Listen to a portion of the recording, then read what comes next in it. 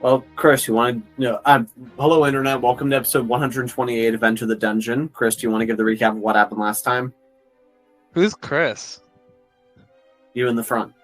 Though, actually, I don't think I'm qualified to actually give the recap because I wasn't here. But Yes, you were. no, I wasn't. You just fell asleep. I wasn't there mentally. Can the DM give a recap? No. What are you doing? This is gonna have to be a you this time because I don't even think me Well, or Ryder were here. What do you remember from the session? All I know is that I was here for the beginning of something. As soon as honestly don't remember, Drew. You're gonna have to help out. Okay, well, what do you remember? I don't remember anything. You just start with the last thing you remember. Okay, fine. The Grandmaster said, "Oh boy, I can't wait." That was gonna be the Grandmaster that was gonna fight Geralt.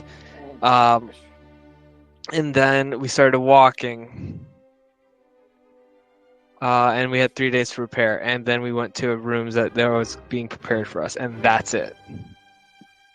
Okay, well, I also told you what they did. Okay, do you remember me telling you Earthmover doing something outside with a fallen Yes, he tree? built a tree and made it flex, that's right. Not exactly. What did he do with the fallen tree? He reformed it Into what? into a statue of the Raven Queen. Exactly. And that impressed the Master of the Grounds. Yes. And what do you think they did to impress the Master of Records? Either of you? Read a bunch of books. Not exactly.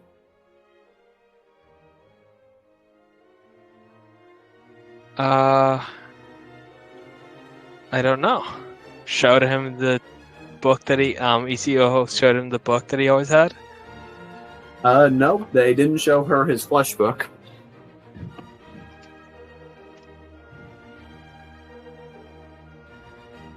I don't know. I mean, what might they have that someone who's interested in records and stories might want?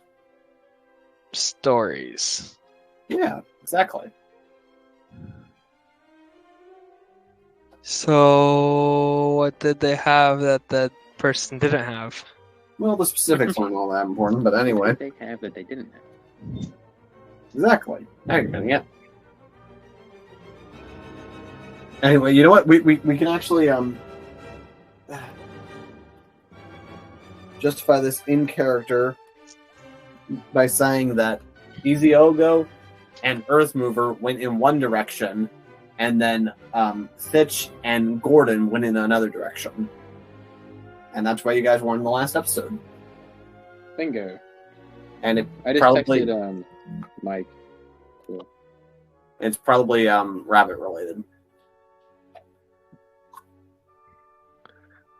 Yeah. Under internet law, we have to address it every time Chris picks up his rabbit for the screen.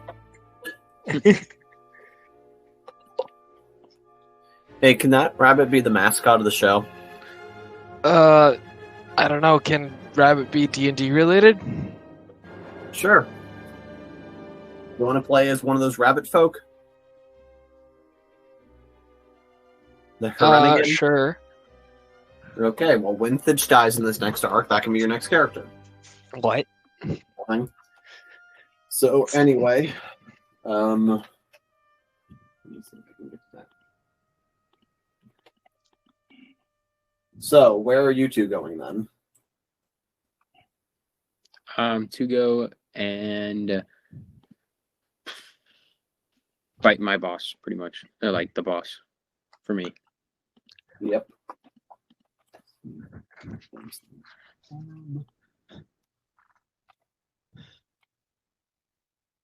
Or at least, unless, he doesn't want to. Yes. Yeah, the head chef guy.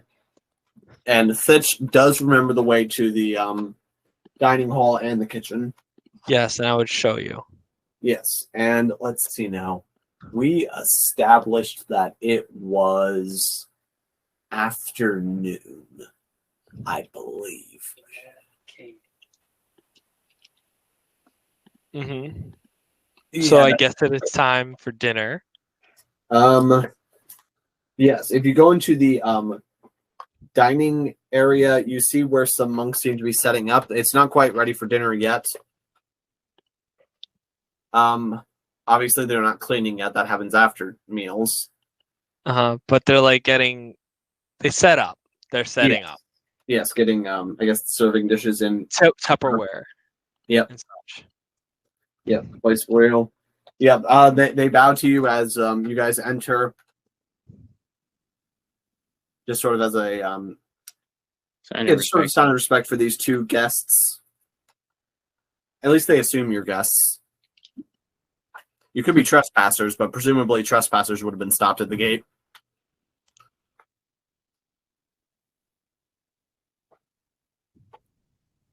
So yes, you know that from the dining hall, it connects either to the stairway to the right or down to the kitchen. Right across. I'm just going to be following Thitch at this point. Yeah. Okay.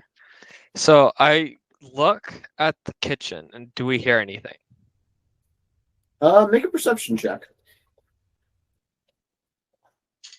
Would you like to roll as well, Mr. Yes. Kid?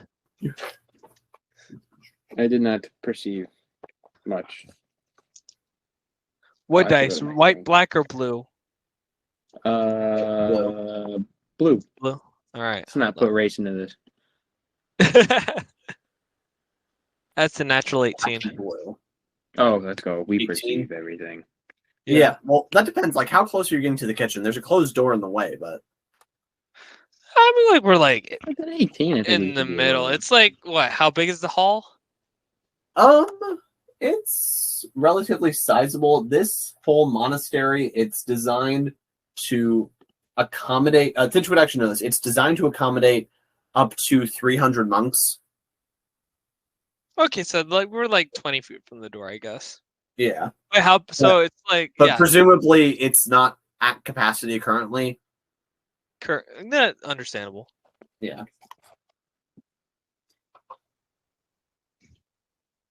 Okay, then.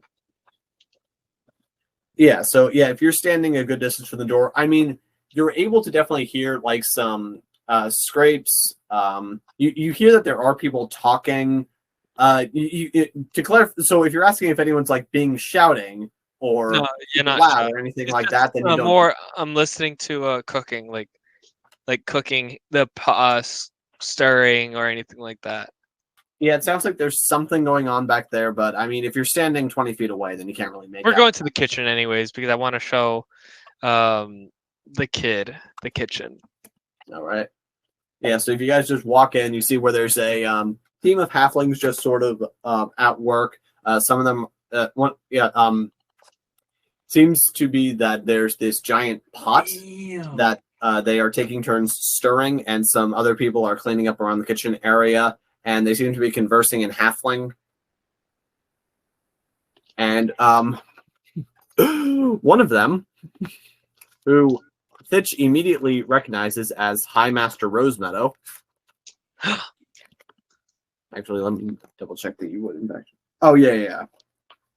Actually, you left 30 years ago, so yeah, that still works out timeline I wise. thought he would have been.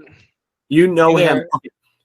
You know him as Master Rosemeadow, who was an arts student, but now you have heard that he is now the High Master. Oh. Yeah, you were told that by your master. Okay.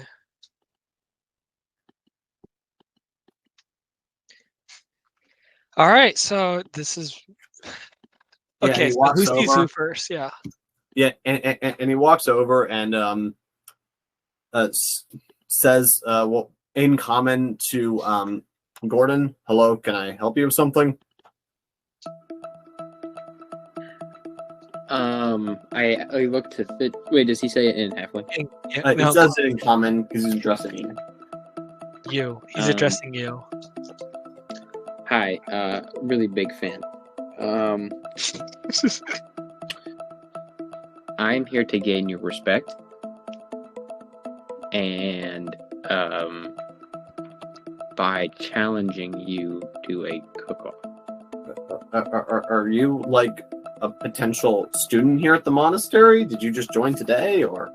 No, I'm actually a friend of Thitch, and we are on a mission, and hi, Master. Yeah. And when you say Thitch, he kind of blinks a few times, takes a closer look at Thitch, and then he just kind of says to himself, "Well, I lost that bet." Wait, what? What bet? You're about to die. Master Rosebutter, what do you mean by that? No, just had a bet going with the master of the grounds as to whether or not you'd return. Ah, okay, I get it. Mind you, I haven't seen him yet, so. Yeah. Who is the master of the grounds now, currently? That is.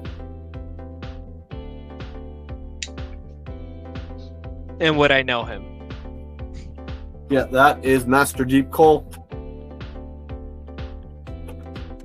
And again, would I know him? Yeah, you probably knew Deep Cole, but you didn't know him as the High Master. No, I probably knew him as a fellow student or something, right? Since Yeah, I mean, a bit older than you, but miss.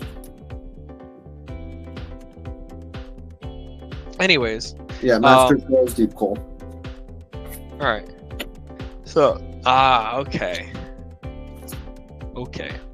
Anyways, but yes, we're here to gain your approval because High Master, Grandmaster? High Master. High Master has requested that we gain at least half of the council's approval for a decision you guys are going to make. And to prove ourselves to you, we need to go to at least half to convince you guys that we are trustworthy. And you're challenging me to a cooking contest. Well, yes, sir. Our chef would like to challenge you. And he laughs and says, "Haha, very well. This will be quite the competition." Oh, is he just not good at cooking? Okay, well, here we go. All right, let's get it. I go to shake his hand. And he shakes it. And he says, "So, what's your name?" Gordon Flay. Say, aren't you the one that beat Bobby Ramsey? And I kind of I pull out my card, that he gave me, and I say, does this, or I say yes, I was, and here's something to prove it. Yes, it's not often that we have a new challenger in the ring of your age, so word has begun to spread about your victory. So, people would kind of be. One would say that I'm becoming like a god. What? What? I'm just teasing. Let's get to it. Now, Geralt, he's a god. No, he doesn't say that. Word of Geralt has not spread this far. Yes. Good. Okay, then. It says, very well, then. Since you've already received the mark of one of the great chefs, I will grant you authorization to use the food stores that we have here, or if you brought something of your own, or if you can obtain something in the near area, all of that will be fair game. Well, thank you very much, sir.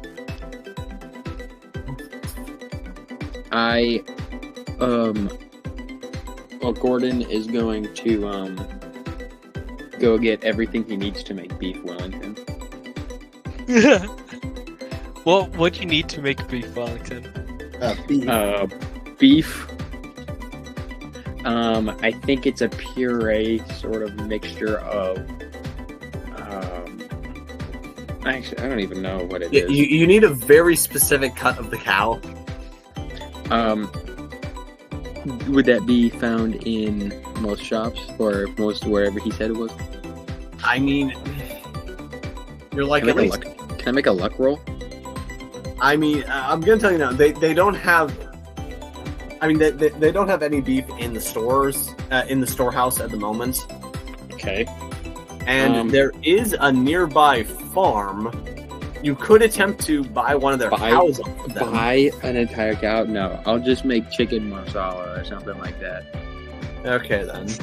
You know what? No, I'm gonna make a chicken parmesan, but like it's so good. Like, Chicken a good parm. Chicken parm.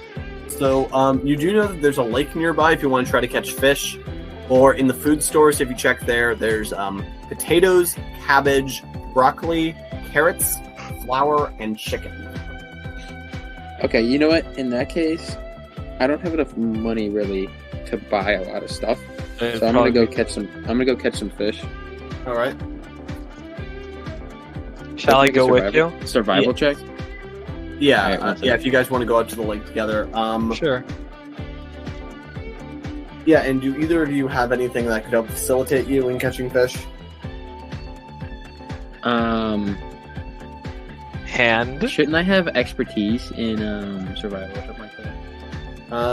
No, not exactly. Okay. Though, by the way, Thitch, you would know that if anyone could hook you up with a fishing rod or a spear, it would be the Master at Arms.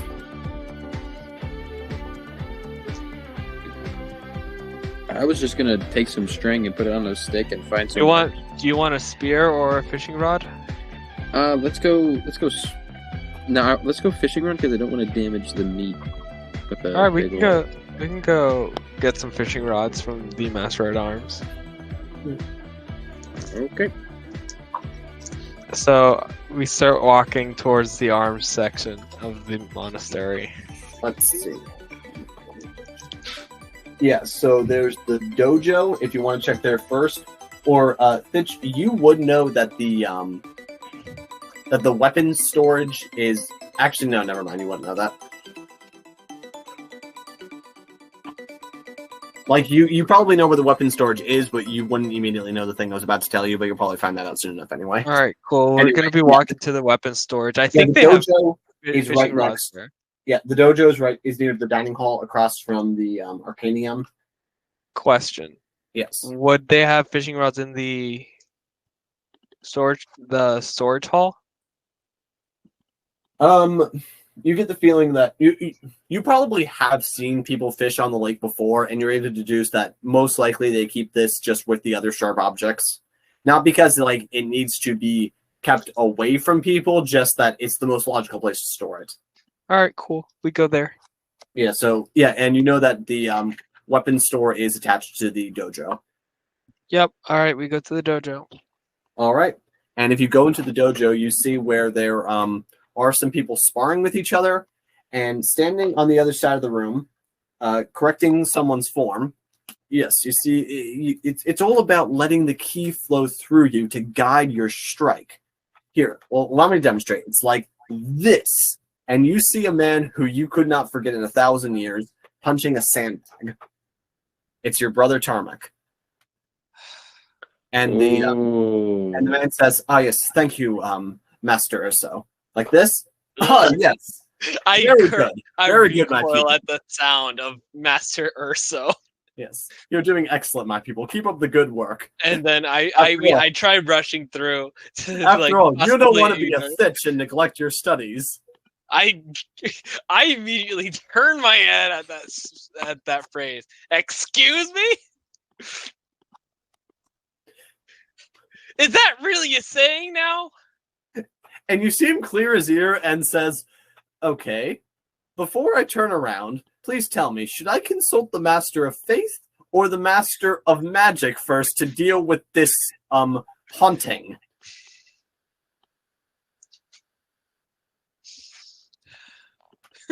What is? And he turns around with a massive smile on his face and says, "I'm just kidding. I heard that you were here, and I assumed that you were listening in on us." I'm glaring at him. Don't worry, pulling a Thitch is not neglecting your studies. Anything I can say about you aside, you were an excellent fighter. Uh-huh. Yeah. Some say that I was better than you. Let's not go that are. I ask you, him. my brother. I ask Thitch's brother, "Hey, are you better than him?" Well, I mean, better in what capacity? Just cooler overall, and like stronger and better, and just smarter and cooler. Well, are you obsessed with weird birds too? How about you tell me? And he does a backflip, but he kind of botches the landing a little bit. Like he lands on his hands as well as his feet. Okay, that didn't go as well as I expected, but can Thitch do a backflip? Thitch, you better roll badly. Dexterity added? Acrobatics. Acrobatics. Okay, hold on. I'm trying to log in because it just logged me out for some reason. It's a +7, right? Because am I proficient in this? Are you? Hold on, I think I am. Let me double check as soon as I sign. I know it's at least a +4.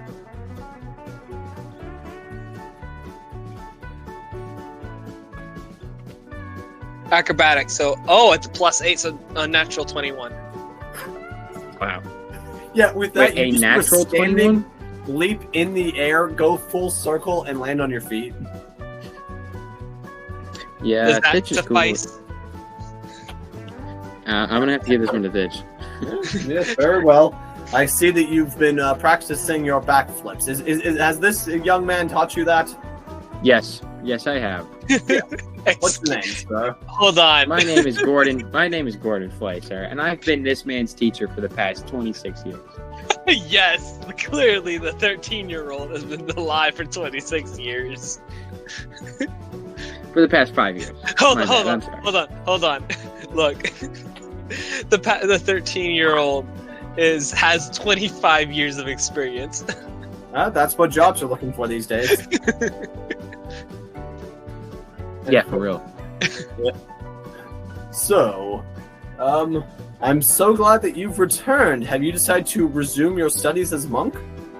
Currently, no. I am currently on other business.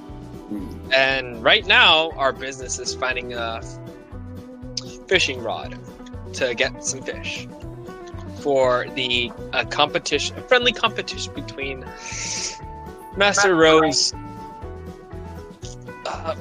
Is it Master Rose Petal? Meadow.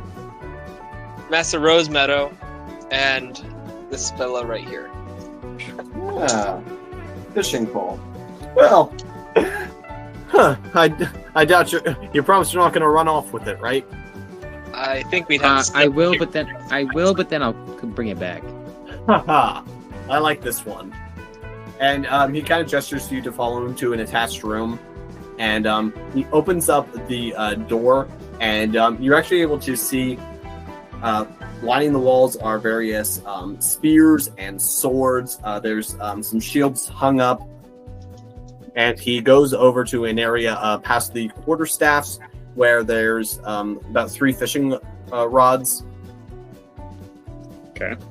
And he takes one, hands it to you. Here, do you mind if I accompany you out to the lake? By all means. Very well.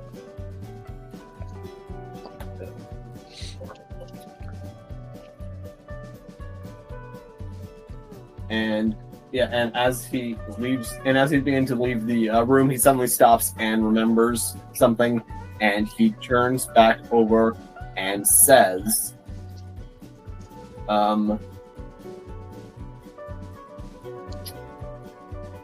Fontini, you're in charge until I return.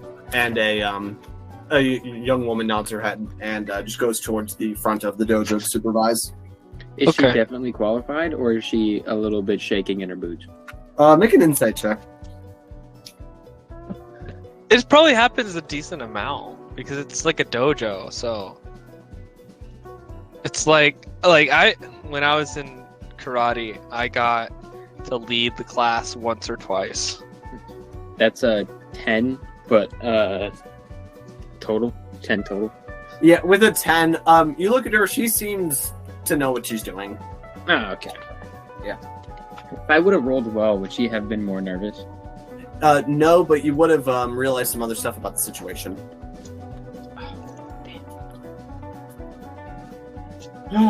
So, where have you been the last 30 years? Oh, going around the sea, actually exploring. I learned how to, I, I learned stone, masonry, as well as I was on the sea for 30 years. Huh. So you learned masonry and then you went on the sea? No, I went on the sea and learned masonry. Oh, while you were on shore somewhere?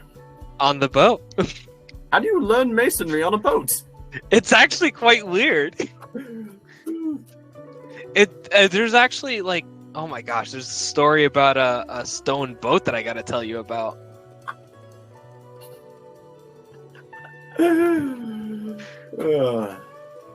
Yep, and you guys are able to walk out to the lake while this guy's trying to figure out whether or not you're beefing with him. Well, he can roll anything and whatever he wants. So you said that you've been teaching him for 5 years, and that's part of it is a lie. Yeah, I'm sorry. I was just teasing with you. Then how long have you been his mentor for? 0. Probably cooking, maybe like a month. He's been with the I've been cooking for these guys for a while now. What? It's like a month or 2 months, 3 months? In about 2 weeks in character. 2 weeks. Okay, so 2 2 weeks. weeks. 2 or 3 weeks in character. Oh, that entire thing where we went up and down the state, Yep. The castle was 2 weeks. Yep. I thought I'd been playing for way longer. Okay. All right. Hello. Hello. Anyway, hello, Michael. Anyway, yeah, you guys are able to make it out to the lake. Who's sneezing? Disgusting. Cover yourself. Yeah, he leads you past some trees out to a very clean-looking lake. And he says, should we assume that, at any point did Geralt start following them? I thought we were following. He's probably following us. Yeah, because you know what? Actually, you know what it is? The master of the arcane, he actually probably told Geralt to go meet him near the lakefront because this is where that battle was going to take place anyway. Okay. Yeah, so I just like to imagine you guys go out there and you just see Gordon stretching or whatever. Okay. Yeah, like how do sorcerers prepare for battle?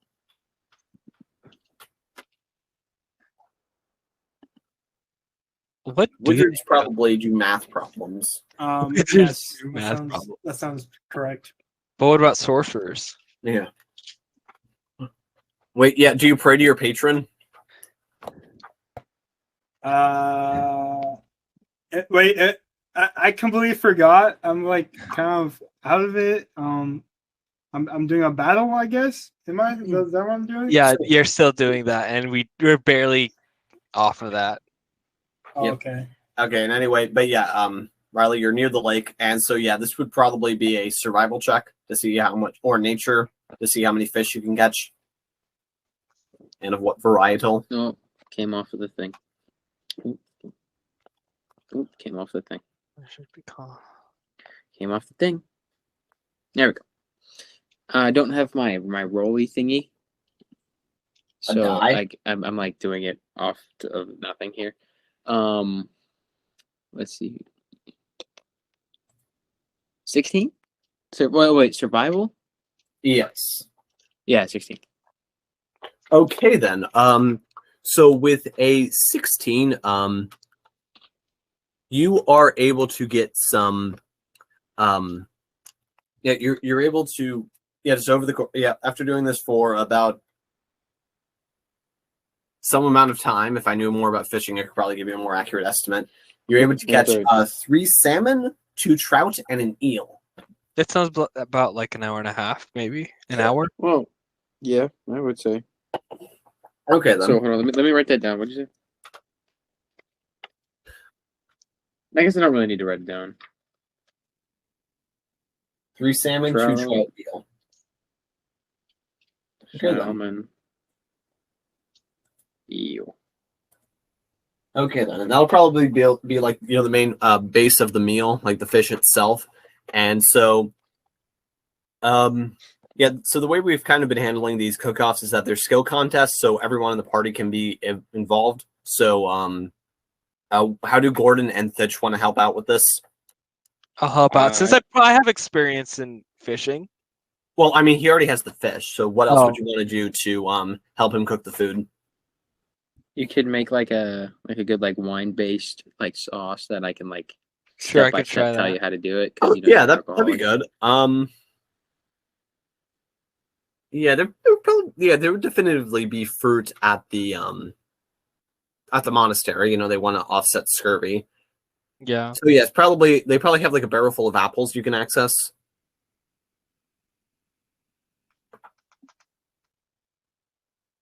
I'll leave that one up to Thitch, and I'll tell him like, all right, so the salmon is a super savory or whatever compared to where the trout is like a little bit different, a little bit, something sweeter needs to be paired with it. So I'll let you. Okay. I go search my memory for any berries bushes that are popular nearby, and I go to pick those. You know that there's a nearby farm, so if you want, you could go over there to try to buy some wheat. If you want to make a beer. What is it? Fish? Yeah, it's a fish. So probably a white wine. Yeah, in that case, you would actually know that that farm does not include a vineyard. At least it didn't 30 years ago. But it strikes you as very unlikely that they would have added one. Okay. Yeah, insofar as the monastery uses wine, they mostly import it. For the most part, they ferment the barley. Right. There's no berries that I could use. Invent a wine, a local wine. Yeah, unless you brought some with you. Do I have Elven wine on me? Hold on. Oh, do you? Check your inventory. Let me double check it. Yes, that's what I want to double check if I used it or not. There's a wine bottle from hell. Oh yeah. You want to use that? Thanatos wine? It's definitely a red wine though. Yes.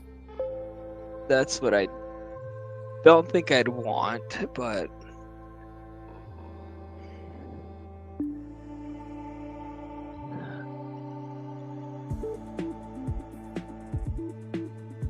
so what else do you have? If you want, I can.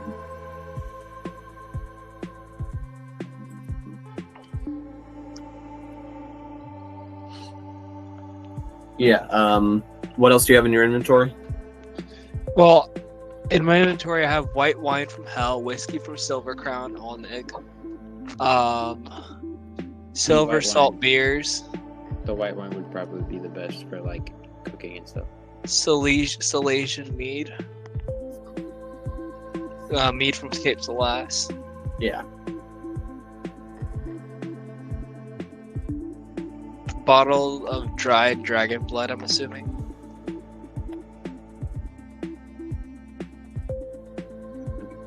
Okay, yeah. If you want, you can maybe make some kind of intelligence check to figure out which type of wine would pair best. Alright. Wait, yeah, also, is it for cooking with or serving, Riley? Cooking with. Okay. Oh, okay. Then that hit the cable. Okay. Yeah, because, obviously, one of us, we could just look up on the internet which one would be best here, but, your characters don't have access to Google. Yeah. What? I roll a 6. I go back to the cook to ask him what exactly I should look for. One fail.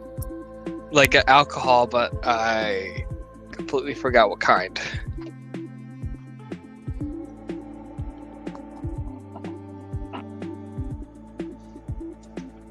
Yeah. So, yeah. Well, what kind of? By the way, which specific check were you making? Intelligence, right? You said Yeah, intelligence. yeah. But what was the associated skill?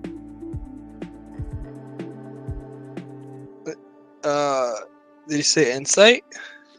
Maybe it would have been like investigation, like sniff the wines, check the fish. Okay, then it would have been a +1.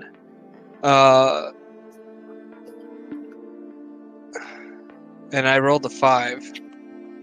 Yeah, with a 6 total, you really don't know enough about this. You're just gonna have to trust your gut to pick one. That or I go back. Or, okay, is there anyone around I can ask? You guys are currently still at the lake. So then I just go ask, right? Gordon. Yeah, but for this competition, that does count as one failed. Check. I'm What sorry, the guys. hell? Yeah, and since Thitch, he is the group's wine master. I'm just gonna say that counts as you guys not exactly knowing which wine to pair here. Can I make a check? Because I feel like I would know something like that. He would probably look at the what I chose and correct me, right? Oh, Yeah. sommelier. A possible save to the failure. I'm just gonna say that. Okay, so which wine does Thitch pick out then? What were my options? Whichever was on that list. Oh, on Which would mine? Thitch In mine? instinctively, yeah. Which would Thitch instinctively think is the best one to give Gordon? Well, immediately, I would have thought probably the wine bottle from hell. Okay. But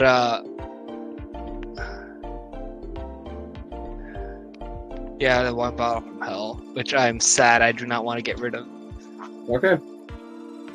Yeah, and so this isn't necessarily going to break the whole recipe. It just might make it a little harder later on for Gordon to cook with it. Okay, so 1 success, 1 failure.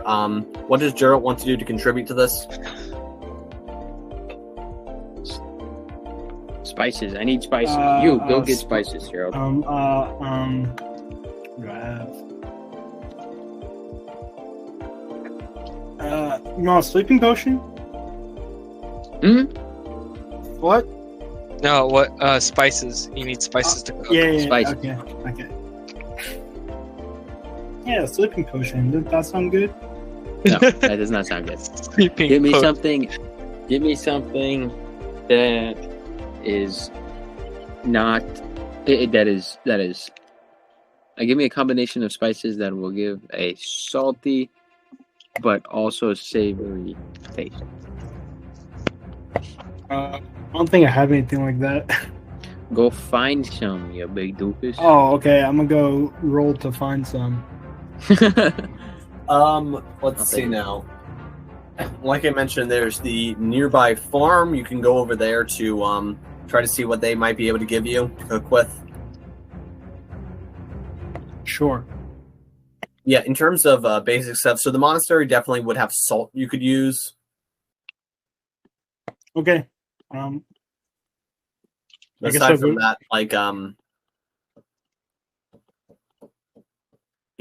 would you be wanting to look out for any special ingredients? Like I mentioned, they probably have so Thitch would probably know that they do have cows there. That Gordon could have purchased one, but that probably wouldn't have been worth it for this venture. So if you want to go and try to buy some milk there for a milk sauce, or I don't know if that would actually go well with fish. Fish. Not Thitch. You're serving me. No.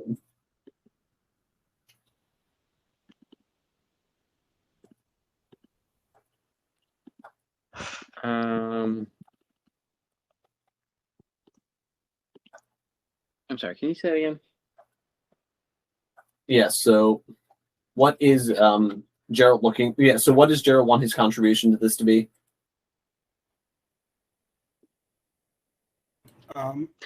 I will give him creative freedom to just. I said spices, so he could just. Okay. Whatever I you will want. get some That is not harmful. some hot sauce. Oh, okay. Yeah, You know if you what? want to, Not bad. Yeah, if Not you want to bad. make your I way like to this the idea. to the farm, they probably are selling peppers. Yeah, so that's bit of a short walk over. You're able to see it from the hill where you're at. And as always, these people, they're surprised to see a dragonborn, especially a golden one. They're racist. They're racist. Ah, honey, My kind a of. man wearing full gold armor's come to visit us. Ain't that special? Hello there, traveler. Hello. So, what can we do for you on this fine day? Do you have any hot sauce? You know what that is? Yeah. Does your country tend to be a little bland when it comes to your food? Jesus, dude. Well, I mean, I'm not sure if I should take that as an insult or... To get to your general point, we don't exactly make a lot of sauces here on the farm, cold or hot. What about some peppers? Do you have any peppers? Oh, yes, certainly. We grow some spicy peppers here. Can you handle spicy peppers? I'm a dragon. Fair enough. I'm a dragon. Well, for all I knew, you could be one of those ice dragons. Ice dragons. Let's go. What makes Yeah, you bring up ice Mondays. dragons? Sorry, forgot to mute my- Well, there have been ice dragons on the Isle of Fate before, but for the most part, they hang out with the giants in a place called Kurin. Interesting. So, I'll have to go there one day. yes. So, what brought you to our farmstead looking for peppers? There's a little cooking competition happening over at the Monastery. Fascinating. And what's your name? Geralt the Gold. Geralt the Gold. Well, I can see why they call you that. Yes, it's kind of obvious. Okay then. But I'm not sure if we can necessarily pot without peppers. We had a bit of a small harvest this year. Kind of planning to sell them to some of the locals who have been frequenting doing business with us.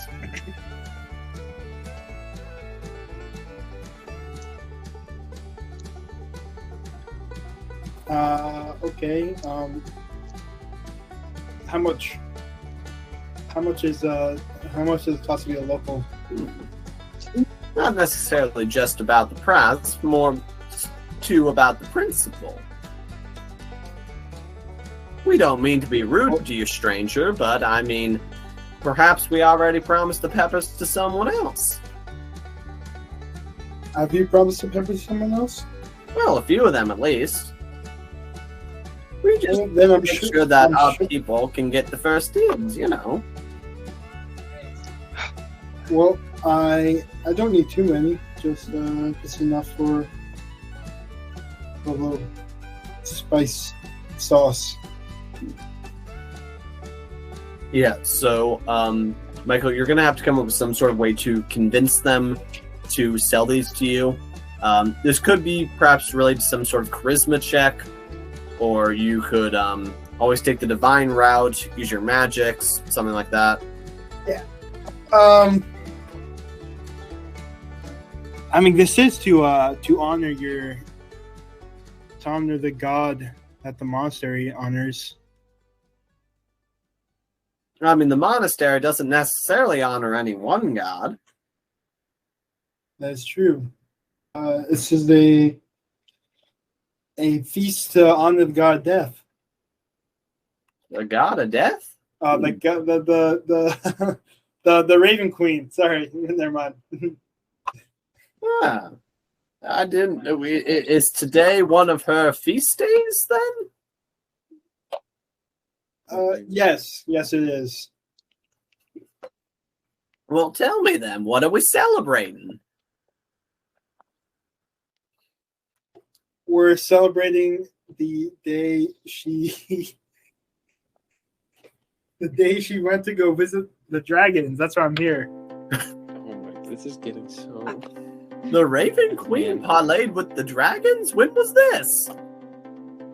About 4,500 years ago.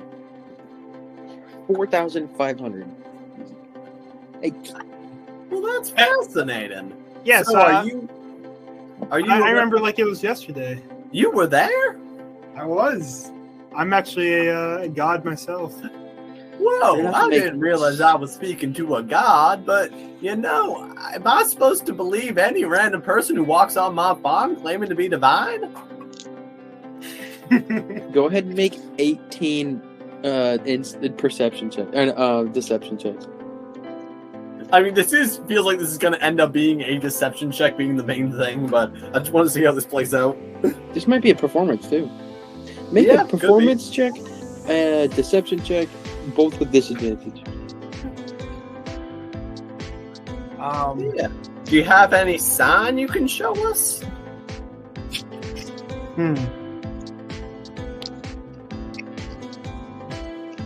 I'll show them the gem. See this gem right here? Yes, it's attached to that fine staff you got. Yes, it is. It gives me my godly powers. Honestly, I'm not really too much in control of them. You're not? But no, even after 4,500 years, I'm still not too good. Not too good at using them. I can give you a demonstration, but I'm not sure. I can't secure your safety, if you know what I mean. Well, what would be the nature of the demonstration? That's the thing. It's wild, if you might say. Also, Michael, I love how you've immediately reached for invoke chaos rather than do something like create water to water his plants. That would be too easy. Yeah, that would make too much sense. Or taking him out to the lake and walking on water for him, or something like that. No, you're immediately reaching for invoke chaos. Well, I don't know. This all seems a bit of a ruckus, you know? Yes, I guess you could say it is. So I'm actually a god of the sun, and the sun itself is wild in nature. You're not the god of the sun. I am one of the gods of the sun. I guess you could say a descendant of the god of the sun. Whole things, I'm starting to think that you're taking me for some kind of a rouse. Okay. If I use a fireball, this is a question. If I use fireball and shoot up into the air into a would it explode at the end of its range?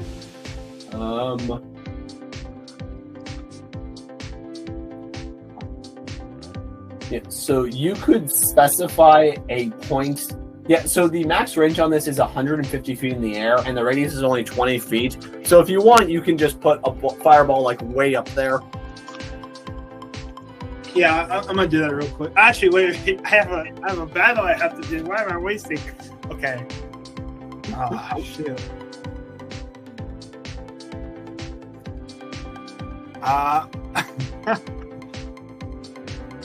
I'm gonna do minor illusion, and I'm gonna make it look like a random fire has sprouted near me. And then I'm going. Can I use my staff to move water onto it?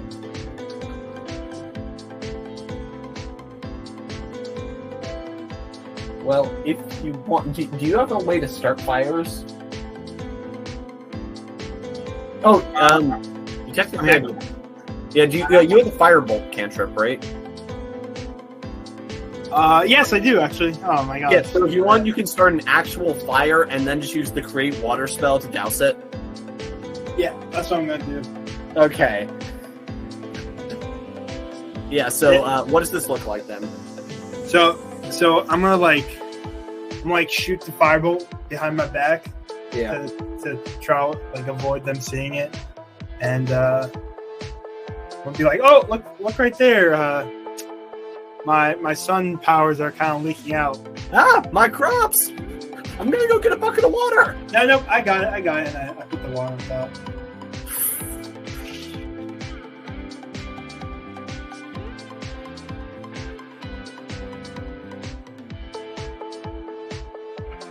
A performance or I'll intimidation. do performance. Could also be deception. If you want just some sort of Yes. charisma check.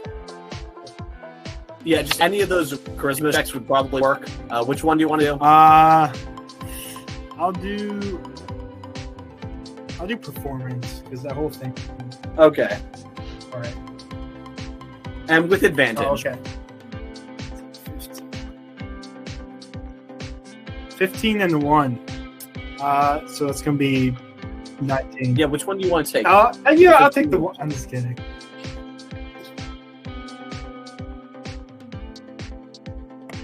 Yeah, so that's 19 total. Yep. Yeah, this guy, he's sufficiently amazed. Wow, you must really be some sort of divine or divine representative at least. And as long as you promise not to set any more of my crops on fire, I'll gladly sell you these peppers. Alrighty. Now work. Vegetables are cheap. Yep. All right. I can give you.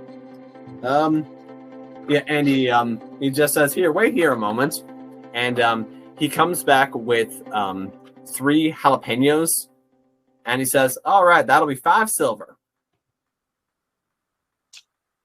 I pull out 5 silver and just give it to him. All right. Have a nice rest of your day now. All right, thank you. Yep.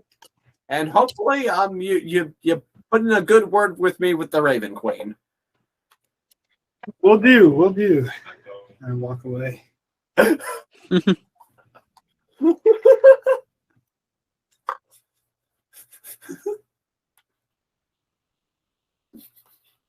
Also, I'm curious. Is Geralt concerned about having like any consistency in his theology, or is he just going to tell a different story to every person he meets? I mean, I'm just going to tell a different story, and it's up to my followers what they decide on what believing. Nice. I like this because, like, the Sahuagin have been preaching that about your deification, about how you were a mortal who achieved divinity, but now you're saying that you did this 4,500 years ago, which isn't necessarily contradictory because the Sahuagin didn't know when you were born. Yes. Still works out. Yeah. A string of lies. Yep. And so while you're fishing, he eventually comes back with 3 healthy-looking jalapenos.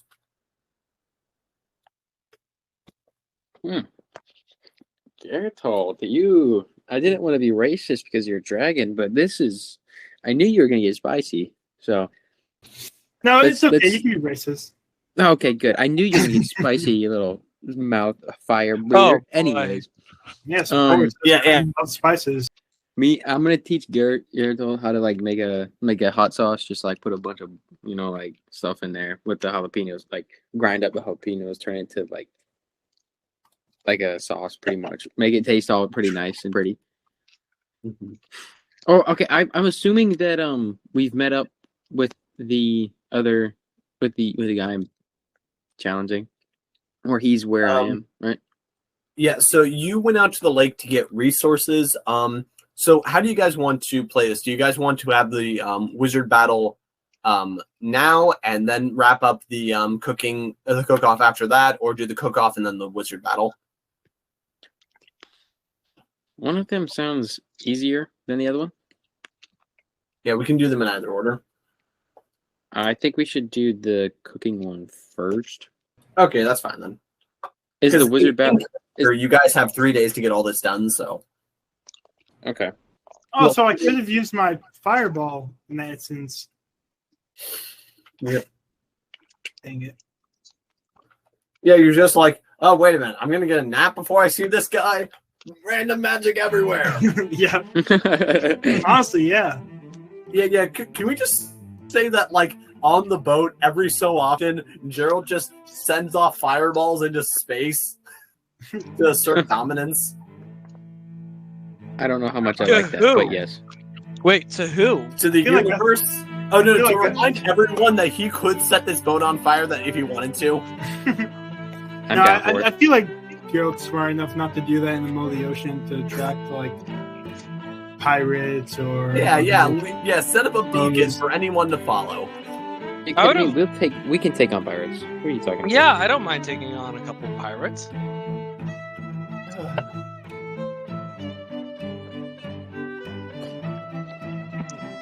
Besides, that just means free food. And money.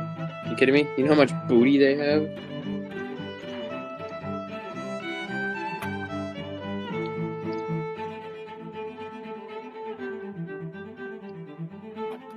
Okay, then. So, what does Gordon want to do now, then? He has the fish, he has some wine, and he has the jalapenos. Mm-hmm.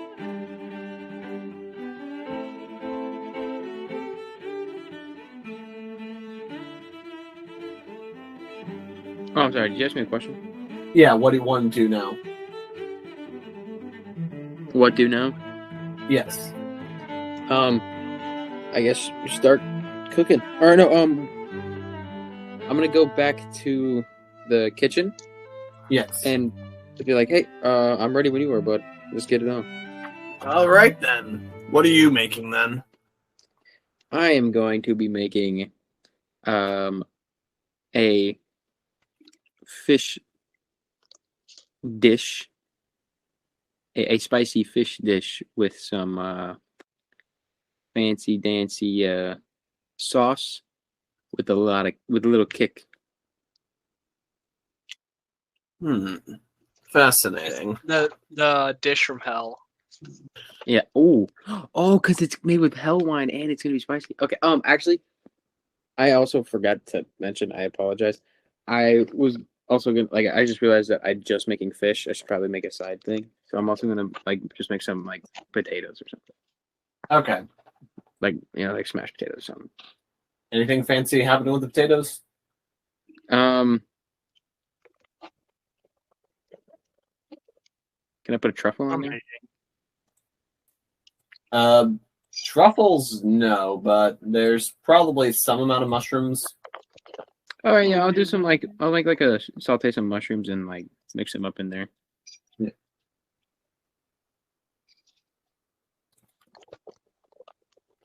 Yeah, so let's see now. You guys the rest of you doing anything magical to assist him? Does Thitch use his martial arts skills to carefully chop anything up? Sure. Okay. So you guys need a minimum of 3, successful skill checks, and you're right now at 2. But the more successes you get, the better this recipe will be. But also, the more checks you attempt, the more failures you might add up, and that'll make more complications. Okay.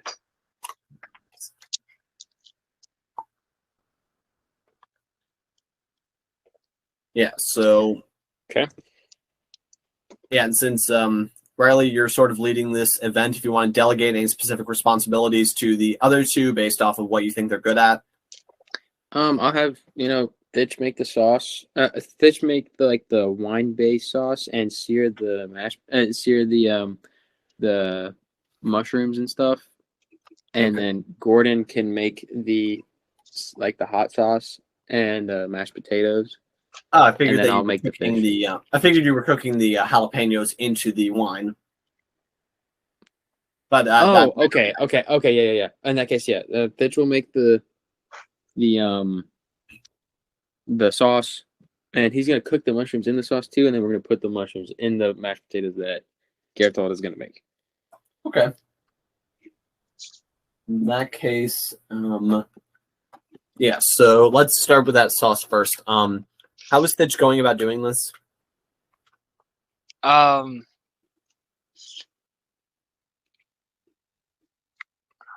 the sauce. Yes. Is a puree good? I mean, Puree yeah. is mixing in the wine. Yes. Yeah, presumably you're cooking the jalapenos into the wine, so. Okay, yeah. I chop them up and mash them to, and then maybe not sear fry. I slow cook and then cook them in alcohol. In that case, I honestly don't know how to make a. That's sauce. fine, but in that case, make a sleight of hand check, and that'll represent your careful chopping and stirring.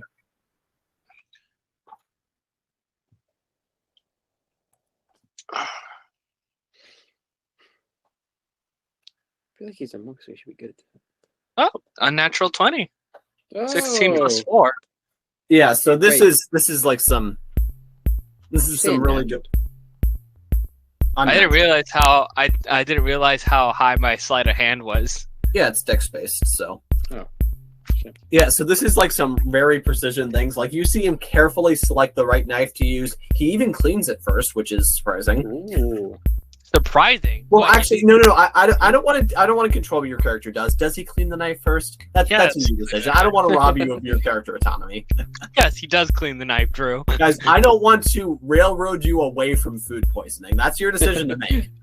I'm gonna cast purified food. And, I guess I don't need to. Clean all my utensils, and I carefully turn up the heat to the proper temperature, and just begin to make the sauce. Yep. Yeah, and it's very precision chopping work. This is what all those years practicing are put into. Yeah, rather than stabbing into someone, he's just chopping vegetables. Much less intense, but still just as focused. Mm-hmm. Yep, and it's starting to smell really good. Like, Gordon, you're able to see. Oh yeah, he does know how to make a sauce. I'm gonna give him a little gold star, or a pat on the back. Yeah, but I'm actually gonna say that this is the moment that you realize, oh wait a minute, he was using a red sauce, and we probably should have used a white. That might complicate things. Okay.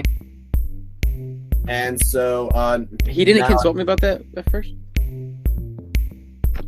I'm just gonna say that since Thitch is kind of the designated Somali A, this was sort of his decision. Okay. And this is because he flubbed the skill check so low. Okay.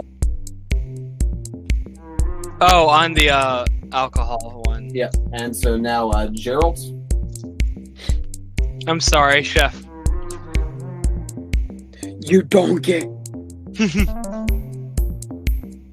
Yes.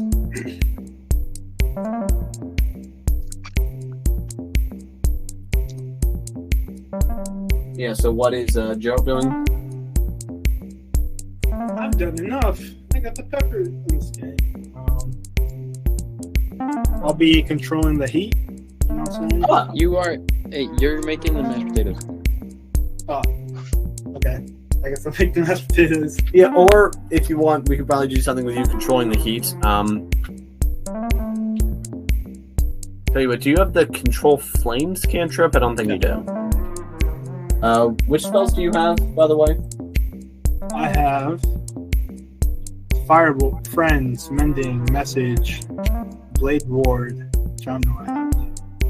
Eldritch Blast, Minor Illusion, Invisibility, Charm Person, Cure Wounds, Disguise Self, Comprehend Languages, Hellish Rebuke, Illusory Script, Arms of Hadar, Tongues, Fireball, Misty Step, Inflict Wounds. Yeah, in hindsight, we probably didn't need to go through those, but probably good to review those every so often. All right, so yeah, you're making the potatoes.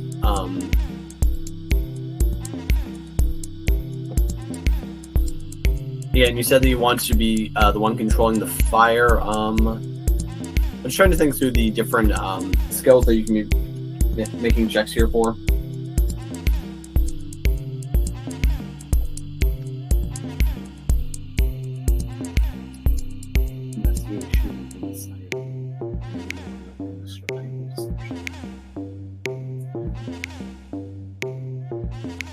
Yeah, you know what? Since you're the strongest member of this group, if you want, maybe you make an athletics check, and that represents you moving around all the heavy equipment for the group, and also just how efficiently you smash these potatoes. Okay. Yeah.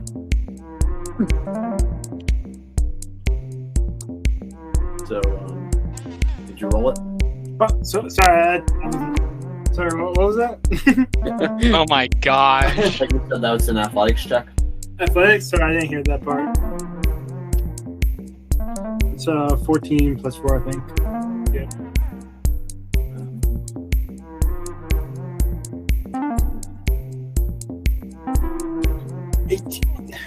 Oh, you're proficient in athletics, so that's plus 8. What? I didn't know that. Yeah. No, it would be plus 7. Your proficiency is now plus 4, right, Chris? Oh, it is? Oh, nice. Yeah, because you guys are all level 9. Okay. Well, yeah, plus 8 then. So that's a 22 total? Yep. Let's go. Yeah, so this is some next level stuff. Like, you see him like load up like one pot on each shoulder. He's expertly placing everything in position for you. And then when it comes to the potatoes, you know, not only is he able to boil them to a perfect temperature, you just see him smash them with such efficiency that it's like you're holding what's something that's very fluffy. It's almost like he's whipped them into a cloud. Interesting. This is what all your him- years in the army were leading to. I give him a pat on the back. Yeah, it's like you imagine that at a certain point he was just glancing to like all of his different enemies, mashing them in. Bandit captain that raided my hags that escaped from us. Damn Aarakocra woman. What? Oh, that you heard. Nice. That brings us to 4 successes and 1 fail.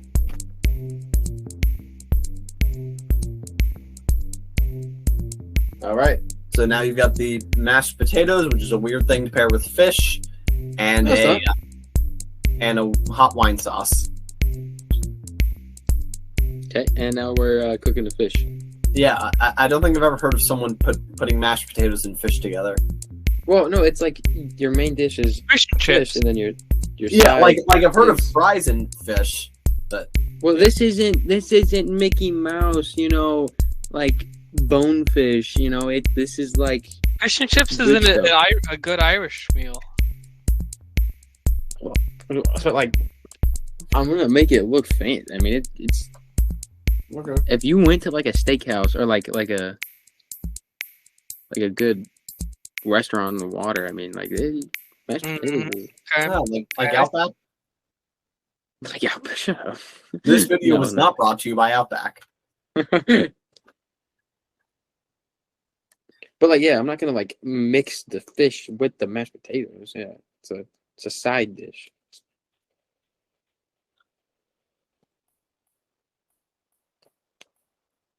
Okay, then. And so now you get to, I guess, cook the fish. So how are you doing this? So I take out my trusty Dano's dry rub that I have had since I was a child. I only use it for very special things. Mm-hmm. And I give it a little bit of a pinching, you know, a little bit of a thingy on there. And then I'm gonna cook it in the pot that Thitch was using. Okay. So let's see now. And are you following any known recipe, or is this something that you just are finding in your heart? Hold on one second.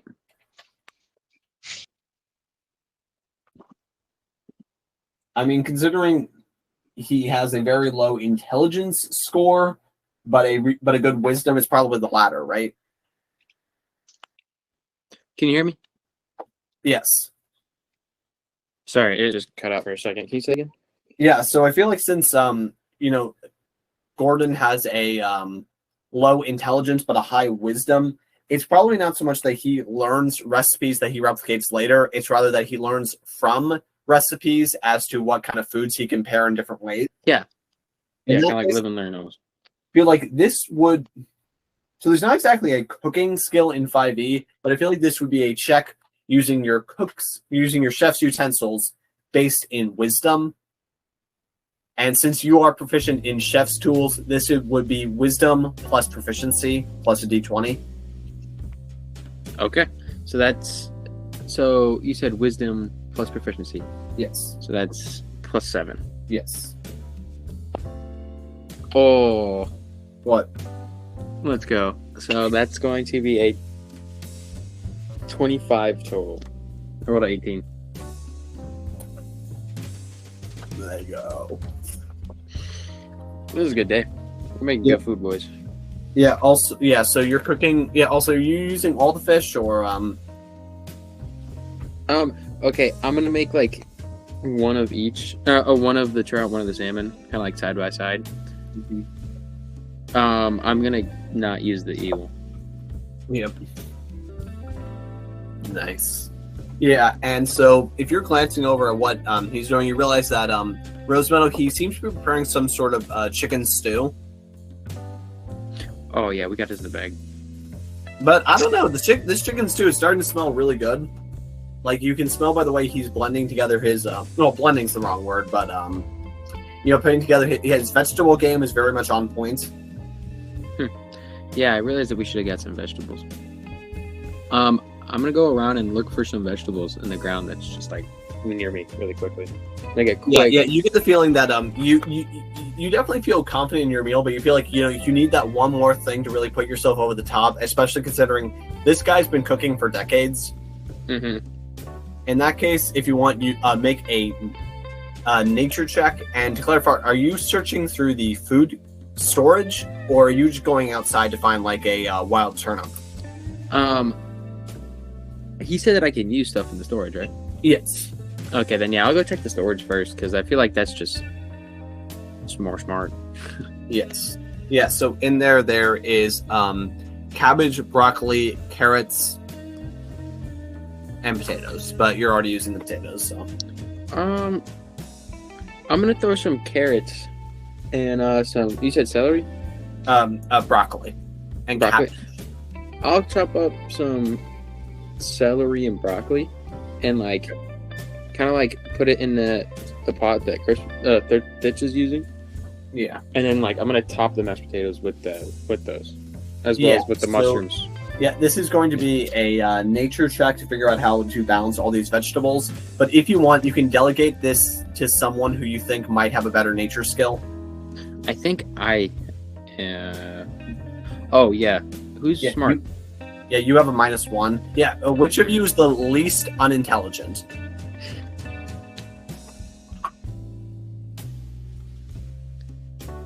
Thitch, what is your intelligence? The least unintelligent? Yeah. Who has the highest intelligence? Oh, okay. Definitely not me. I can assure you that. Chris, what's your intelligence score? 12. Okay. Are you proficient in How nature? about you, Riley? What's that? What's your intelligence? I think it's at 8. Yeah. Am I really the smartest out of all of us? Nah, I'm at 12. So- Let me see. Does anybody have any spells that can like help us with like certain rules? What? Do you have like support role, like support spells for like checks? No, I'm a purely combat sorcerer. I'm just kidding. Got a lot of Uh, good spells. No, I don't. Oh, what in the heck does That's not a my? Let me check. Let me see what my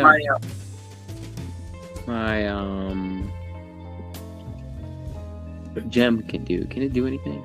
Yeah, no, what you do is you cast Charm Person on the smartest looking person in the monastery and make him cook for you. Oh, I'm gonna do that. I'm gonna cast. I don't have command. gonna say I have puppet. No, please do not push someone into your cooking pot. Okay.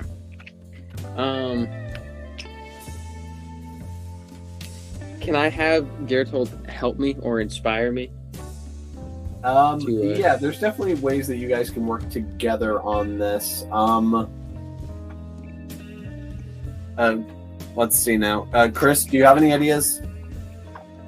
About cooking? Yeah, so what can Thitch do to assist Gordon when it comes to vegetables? I can list all the vegetables in the monastery, I Yeah, think, that that I remember.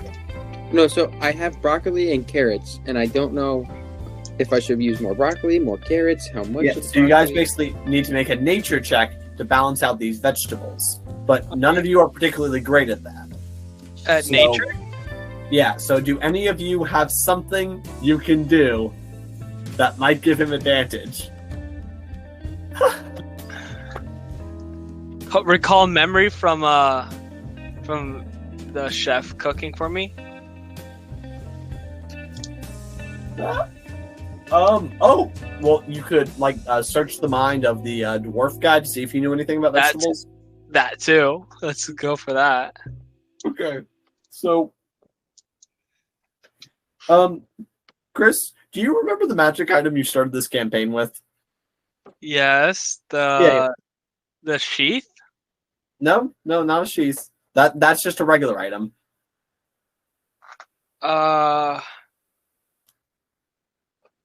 Give me a hint. I don't remember. It's your arcane focus now.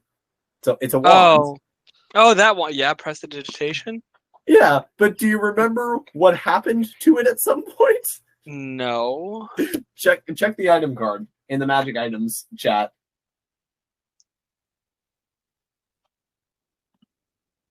Going. All the way at the very top.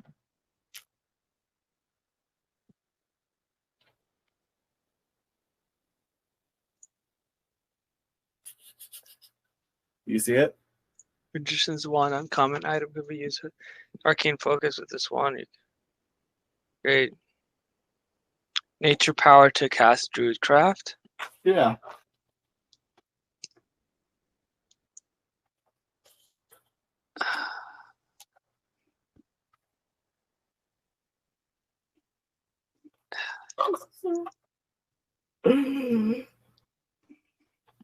I'm gonna roll. So you have druid power. Oh, so I'm gonna roll. Roll for what? To cast Druidcraft onto the vegetables and broccoli. That's not exactly how druidcraft works, but if you want, you can basically, yeah, so do you want to be the person that's making this nature check? Yeah, I think it's Yeah, my so I'm going to say that, using a bit of druidcraft to help you focus, and with Gordon's direction, that would give you advantage on this nature check. Okay, advantage. Rolling Yes. twice. Yes, that's how advantage. That's a 1, but I'm lucky, so I can re-roll that, right? Well, first you have to check your advantage. That's a 12. Reroll the 1. I think we've just established that's how that works. 15. Yeah, so you got a 15 plus 1, a 16. I'm gonna roll raw, see what happens, just for fun. I rolled an 8, so okay. That, Okay, would have been great if you got a 20 right then. Dude, I would have cried. Well, it's a 20 minus 1. It's still a crit, though, right? And that's Okay, funny. Yeah, so by just channeling some nature energy within you, you're able to tell him to focus a bit more on the carrots than the broccoli. Focus more on the carrots than the broccoli. Yep. All right, let's do it. So yeah, and then I go to cook the carrots and the broccoli, just like a real quick, like flash, like just real quick cook. And then I'm gonna top the mashed potatoes with those vegetables and like the mushrooms, carrots, broccoli on top of them, like the potatoes.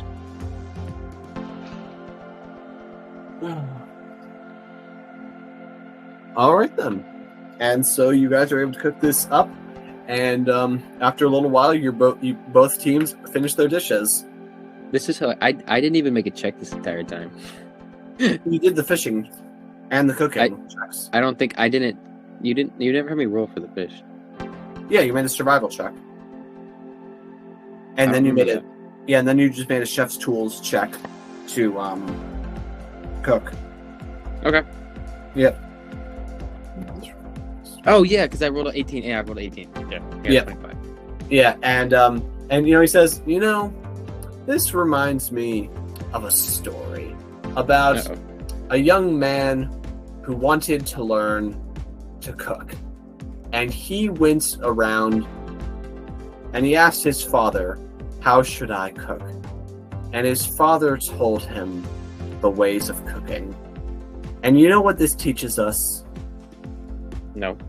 That sometimes in order to become great, we start at home. And we learn from there. Okay. Oh, by the way, Thitch, you now suddenly remember, oh, right, this guy was always coming up with these weird stories that kind of sound like they have a wise meaning, but then if you think about them for more than 3 seconds, you realize they're just nonsense. All right. Oh, gosh. Okay. Yeah. And I know what you're wondering. I'm probably the boy in that story, but no. It's just a wise story called a parable. Do you know what that means? Yes. So let's get into the... Yes, I do. So you don't need to explain it. Let's get into it. All right. I was just... But by the way, and there's no reason to be ashamed of yourself if your work doesn't quite hold up to mine. After all, I've been doing this for a long time. I was about to say the same to you, but I haven't been doing this for a long time. And despite being extremely wise. Well, don't worry. I mean, I do have quite the mighty recipe set. And he picks up this book and kind of shows it to you. Do you see this? Mm-hmm. This is a mighty cookbook that's been passed down among many great chefs, and I've been cooking from it. Alas, I wish that I had someone to share this book with. Oh, okay. I was going to say, if you think you're so much better than I am, how about the winner takes the book? If you win, like you say you will, nothing happens. But what do you mean nothing happens? What do I get if I win? Okay, if you win, I will give you this gem. I pull out the ring. What? I'll give you this gem. That's... what? I don't know about that one. No. No. Okay, I mean, this is out of character, but understand, if you give him this gem, we're gonna have to fight him to get it back. Yeah, I know. Yeah, I know. Yeah, I feel like if the rest of the party's gonna take the gem back and then probably not give it to Gordon again. Yeah, check it out. I wanted that gem anyway. No, I wanted it. You know what's funny? So when we voted on who gets that gem, everybody voted for themselves. Michael voted for me, and I voted for Michael. But okay, yeah, I say, all right. If you win, you get this ring. I don't say gem. I say you can have this ring. And you know, like, both me and Geralt are staring in disbelief. Like your book, it has been passed down many generations. Holds a lot of value. It does a lot of things, but I won't tell you what things. Very well then. And you see him clap his hands twice and says, "Let's the competition begin in true earnest." And you see some people have showed up, and they seem to be sitting at a table. Among them, there's Master Costianos, there's the magic guy, and then there's now that you're realizing that all the other 7 of the High Masters are there. Okay. Yes, don't worry, I won't be sitting on this particular panel. Okay, thank goodness. So, for the panel, so I caught 2 of each fish, which means I have 2. So it's 2, 4, 6, 8. Yeah, so I have 8 chunks of fish. Mhm. So I would, like, hopefully there are 8 judges or something. Yes. Okay. And what have you prepared for us, young man? A woman asks. It's a fish with potatoes. Fish and potatoes. What an idea. It has a little bit of kick to it, so just in case you're not prepared. Oh yeah, and Earthmover is also in the room. Standing there. Menacingly. We probably don't know what he did today since we were doing something else. Yep. And are the other two of you doing anything to sort of help sell on a performance aspect, or are you guys just like, nah, the food's gonna speak for itself, we trust it? I'm gonna put silent image? What kind of silent image? Mini fireworks above.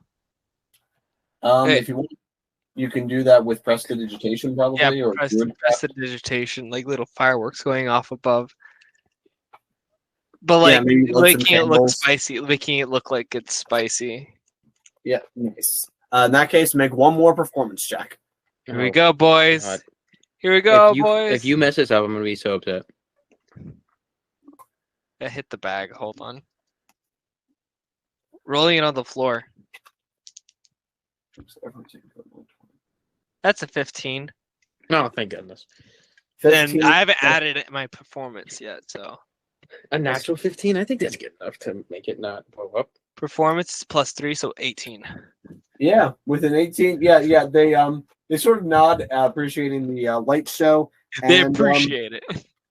They begin to taste it, and they're like, huh, this is magnificent. Where did you get this spicy effect from? See, like a good magician, I cannot tell my secrets. Magician, he says. Yeah. Oh, and the other guy, he does offer you a bowl of his chicken stew. Oh, and I offer him some of mine. Yes. So I eat it. Yeah, and here's the thing. You realize it's good. It's probably the best chicken stew you've ever had. Okay. Yeah, you realize that as far as chicken recipes go, it's probably better than the roast. It's definitively better than the roast chicken you were selling in the street. Oh, for sure. Yeah. Okay. Yeah. So I look over to are Thitch and Geralt in the room? And Earthmover? I am, yes. Okay, I look over to them and I say, "Oh shit." Mm-hmm. Like I just kind of like mouth it. And I point to it. I point to it. I thumbs up. So and I like look at him like worried. Yeah. Yeah, and by the way, the Master of Magic, for some reason, rather than picking up his spoon, he's just levitating it to eat. What in the world? Yep. Yeah, by the way, recognized. he's kind of known for doing stuff like this, just like randomly performing magic, just just in his day-to-day life, just for things of amusement. See, he's Just the like- type of guy to go to a library, float in midair, have 3 books around him as he's reading. Yes. Yeah, like this guy is the least concerned with decorum out of all of the masters. Wow. Actually, let me double check this spell list.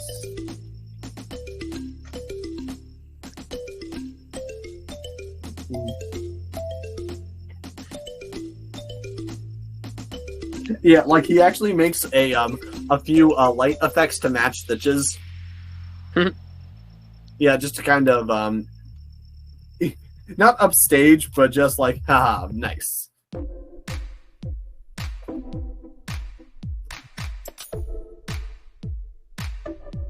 Yep, and yeah, they really seem to be enjoying it. And the other guy, he takes the fish stew and starts eating. It's like, oh, this is magnificent. You made all of this just from what you were able to gather around you. Yeah, I did borrow some things from your cabinet trees, like carrots and Of course. broccoli. Why? I can tell that you truly have a sign of great potential within you. You've shown me the resourcefulness. Yeah, you've shown me the resourcefulness of your party. Regardless of how this little competition goes, you definitely have my support for when you approach the High Masters with your request to know the location of the next gem. Does he say that in front of everyone? He says that to your group. Okay.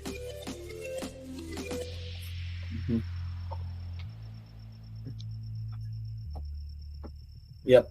And the High Masters, they all convene, and Tarmek says, well, we've discussed it, and, we have to admit, very good chicken stew, but, the point here, it has to go to the sheer ingenuity that we've seen in this fish dish. We've never seen anything quite like it before.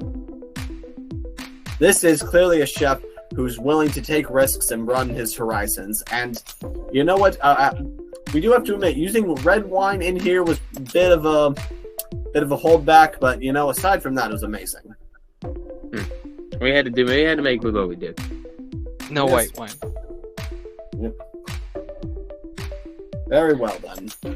And and Rose Gold, he shakes her hand and says, and let's see now. Yes, I think. Well, give me some time to consider if I'm willing to part with the book, but if I can see your card. And you see him produce his own ring and kind of put a magical seal to it. Now you have 2 of the 8 marks you need before you can challenge the Pokemon League. The Pokemon League. Cooking League. I look at him, I thank him, and so I'm gonna. So I remember I said to take out my secret Danos. Dry seasoning. I'm gonna put some in a little cup for him, and I'm gonna give it to him and I say, "Here, try and make something with this next time you can." Thank you. Mm-hmm. Yep.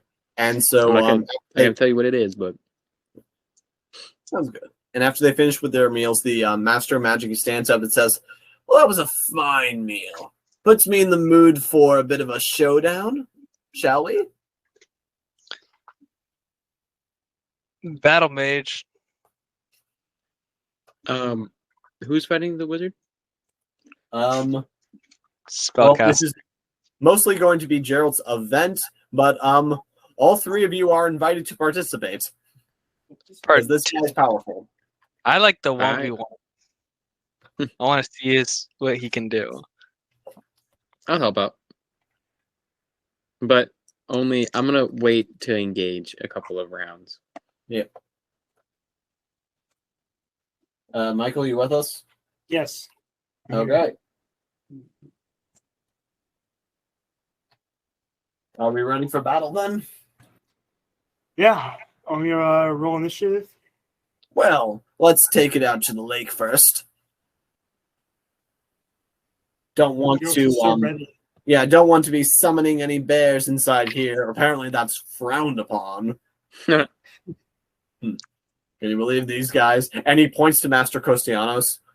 Yes, please stop summoning random creatures into the monastery. Posers. I'm excited for this. Yes. Yes, and would you please tell him to maybe practice his magics outside? I mean, even with this being a stone building, I think he's almost burned it to the ground 3 times.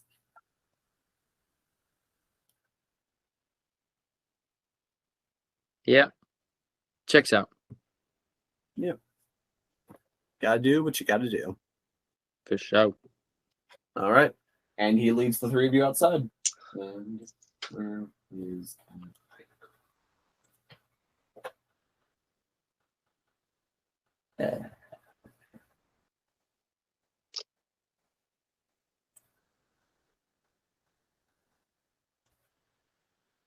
Wait.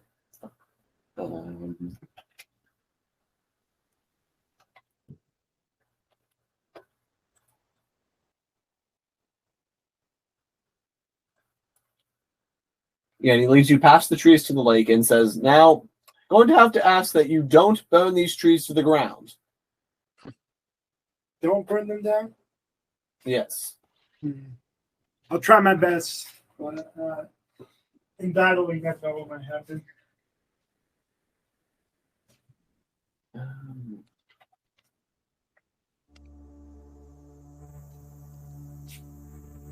Things sometimes don't go the way you think they will.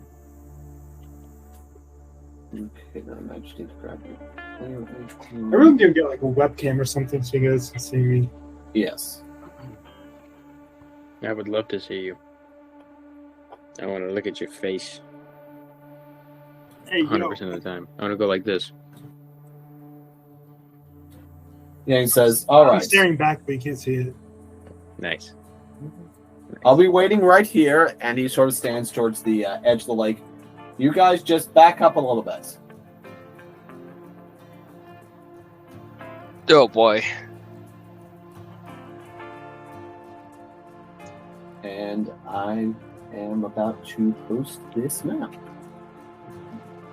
Just gonna close a bunch of this stuff I don't need.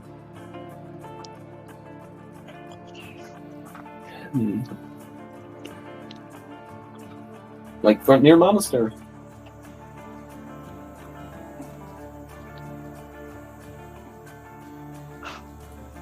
Are we starting next to each other? Yes. Okay. Alright. Oh, and this doesn't want to look. So we're starting like in the trees that he doesn't want to get burned down. Yes, this seems to be the So he's basically telling you not to drop a fireball on top of them. Okay. Wait. So is MOU him, or is Yes, mountain. Okay. Well, I'm ready when he is. Yep. Good then. I have too many tabs open. And all right, and so he says, "Very well then, let's begin these revelries." Oh! He howls, and he seems to drop a cloud of fog on top of you. And then does something very unexpected, because rising out from the grass in front of you, that you can still somewhat make out, are two creatures that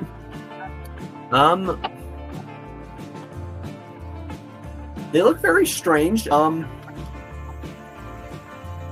me see the best way to describe this.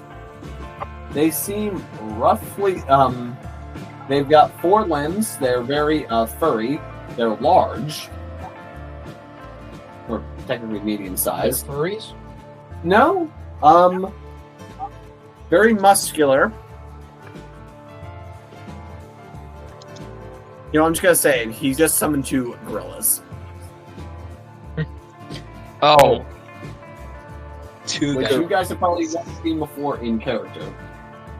Never seen before in character? Yeah, Like those two bipedal primates. There you go. Probably those bipeds. Tuh. Man, I have an idea for a movie. Yes. We should make one of those really, really, really big. Nah.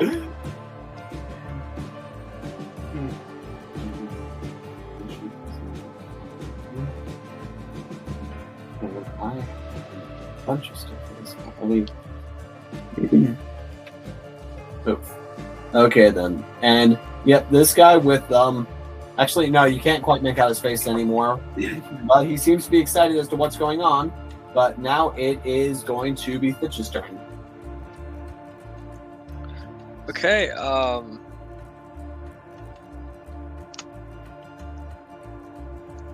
I cast Armor of Shadows. Okay. Is the kid unarmored? Gordon's wearing some kind of armor. Okay, never mind. So it's just me. Yep. Let me see. I'm trying to see. But does that count as? That's an action. Because it lets you cast Mage Armor at will, right? Touching. Duration. Willing. Yeah.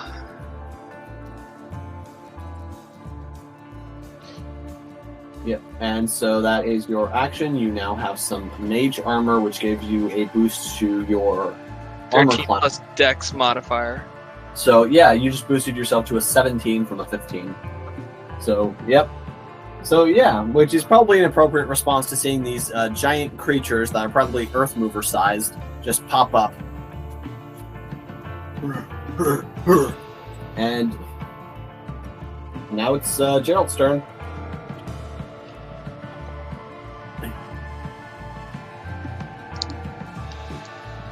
Invisibility. Okay, you're turning invisible. Yep. Invisibility. So they're so quick. They're so quick. I'm just going to remove you from the grid, but we're going to remember that you are at 10 H. So you're currently at 10 H. Do you want to go somewhere else? Actually, you know, no, we don't need to remove you from that. I'll just remember that you are presently invisible. All right. So you just turned invisible. What do you want to do?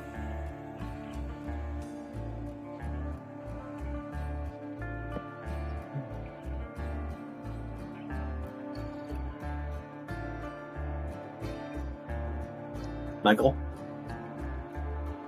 Sorry, I keep forgetting to turn off my mic. Move as close as I can to the mountain.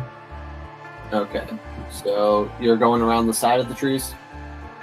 Yes. Okay. 1, 2, 3, 4, 5, 6. You are now invisibly at J8. That's just Jade. Jade. All right. Now that's going to be Gordon's turn. And there are two featherless bipeds blocking you from this weird wizard that just summoned fog and these creatures. Quickly, can I ask Thitch, hey, do we want to let Geralt take this one, or? I'm gonna be. I would say be ready to attack if he needs any help. But the master is pretty strong, and he just summoned 2 gorillas. Or he summoned 2 giant things that look like human ogres. Okay. Also, any attacks made within or ranged attacks in the fog bubble, it has disadvantage, right? Yes. Yeah, ranged attacks. Ranged attacks including psych damage? Which spell? ID insinuation. The person takes 1d12 of psych damage. If they or be incapacitated. This is a spell under this? Okay. Yeah, is this a spell you already have prepared? Yeah. So what do you mean by that? Like, was this something you already had selected as one of your spells? Yes. Oh, okay. Because you only get so many spells that you know at a time. Yes. All right. So you want to target the so which of these gorillas do you want to target? I was going to target the wizard. Oh, okay. Oh wait. Okay, I see what he's saying. I see what Thitch was saying now. Okay.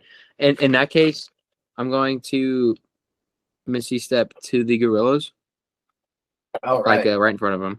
What's the range on this? What's that? What's the range on that? 30 feet. Oh, okay. So right. Nope. Nope. I just grabbed that square. Okay. You already. Okay. There we go. Actually, hold on. Can I? What's my movement speed? I forgot what it is. Is it 25 or 30? 30. It's 30. So yeah. I'm actually just gonna walk up there or like Yeah, run that's up fine. there. Charge! I'm going to cast a sword burst as a cantrip, but I have to hit first, I believe. Yes, I believe that augments your.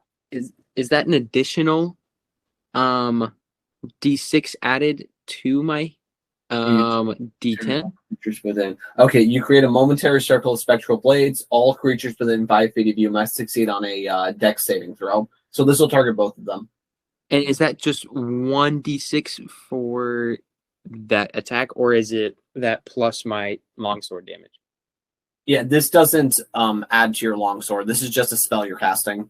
Oh, gotcha. Okay, I thought it was like a part of the thing. Hold on. I don't know. Or if you want, you can just try to slash him with your longsword. I feel like I can do. They both would take a d6 though, right? Yes. And that is a action, right? Yes. Oh, also it's 2d6 because you're past level 5. That's Oh. useful. Does that take another spell slot though? Oh, I know it's cantrip. Okay. Yeah. Okay, then yeah, I'm gonna do that if it's 2d6 then. I think 2d6 is better than a d10. Yep. And so they each need to succeed on a dexterity saving throw. And Okay. I make an attack roll first though, right? no. All right, so they make a dex save. Yes, and your spell save DC is an 11. It is, and let me write that down. Is it 11? That's Yeah, it? it's pretty low because you dumped intelligence. Oh my god. It's not Yeah, wisdom? so it's 8 plus 4 minus 1. Oh my god. But the good news is they both still managed to fail. Sweet. So then they both take 2d6. Yes.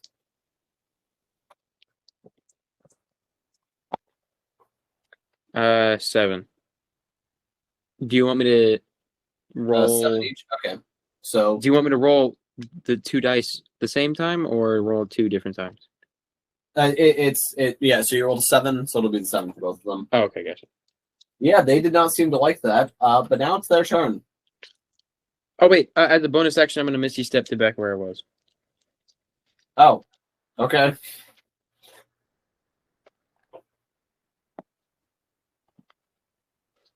Yep. You're just If nope. possible, can it be outside of the fog or no? Yes, that should be possible. Let me double check the range on Misty Step. 30 feet. It was 30 feet. 5, And 10, 15, 20, 25, 30. No, okay, never mind. briefly we teleport. Misty Step.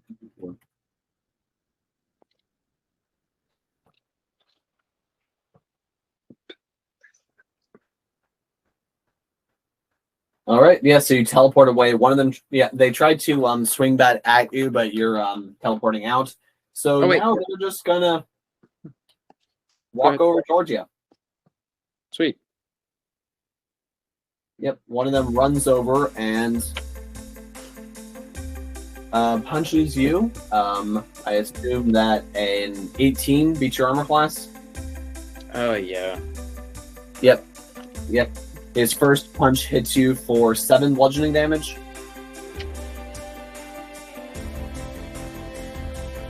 But his second punch misses. Okay. But now the other guy's gonna rush down. And he's also going to try to punch you. Does a 10 hit? No. And then he rolled a 1, so he definitely failed. Yeah, so these apes, they're just trying to wail on you, but it's to no avail. These animals are very unintelligent and not good at fighting. They must only eat bananas for some reason. Good. And then Master Mountain, he does not... Yep. Now he's going to... he can't see you, and it's hard to see through this fog, so...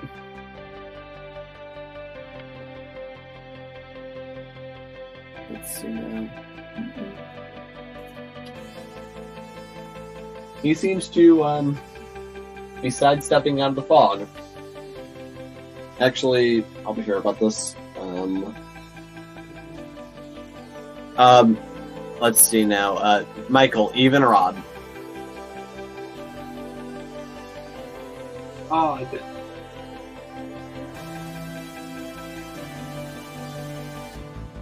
Michael? Odd. Okay, good.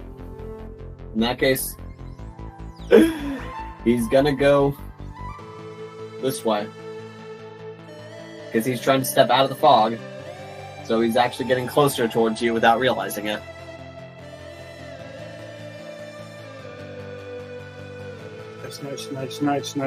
Nice. But he does seem to be moving a bit evasively.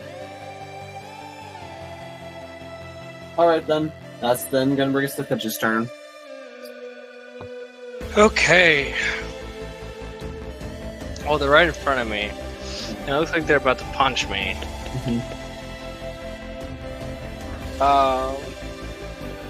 So you're at full health, correct? Yes. Cool. Unleash the barrage. I'm gonna punch him. Alright, make an attack roll.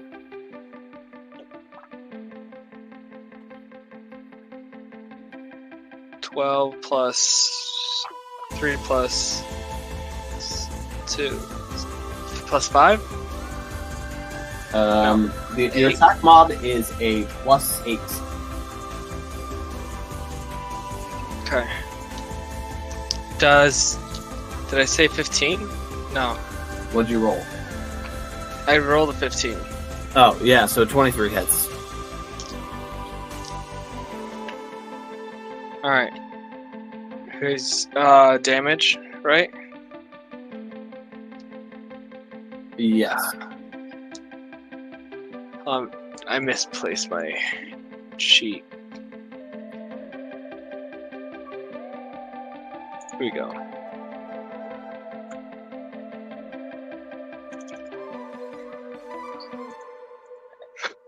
Okay. Attack on our 1d6 plus 4. Alright. 9 damage, first punch. Okay, and which one were you aiming at? Let's say the first one with number 1. Alright. Yeah, so this seems to be a solid hit against it. You feel yourself breaking a couple deep bones. Alright. Here comes the second punch. You ready? Yes. 16. 16 hits. Damage. 3 plus 4. Yeah, with that, you're able to punch into this guy so hard that you feel a lot of his 8 bones break, and he dissolves away into nothing. Okay, got one more punch, right? Yes. 18 plus 8. That hits. How much longer do you have? I don't know. 5. 5 damage? Yeah. Yeah, he does not seem to enjoy that. But it is now Gerald's turn. Oh, okay. I'm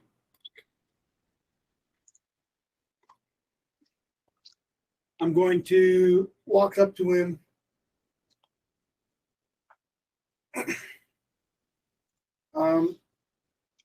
There's like a thing that if I hit him from a back, there's like increased damage, right?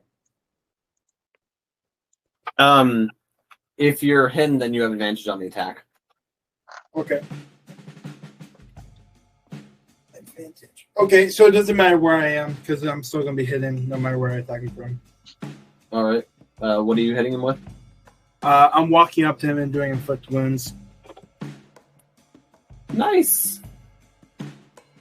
So you get advantage on this attack roll.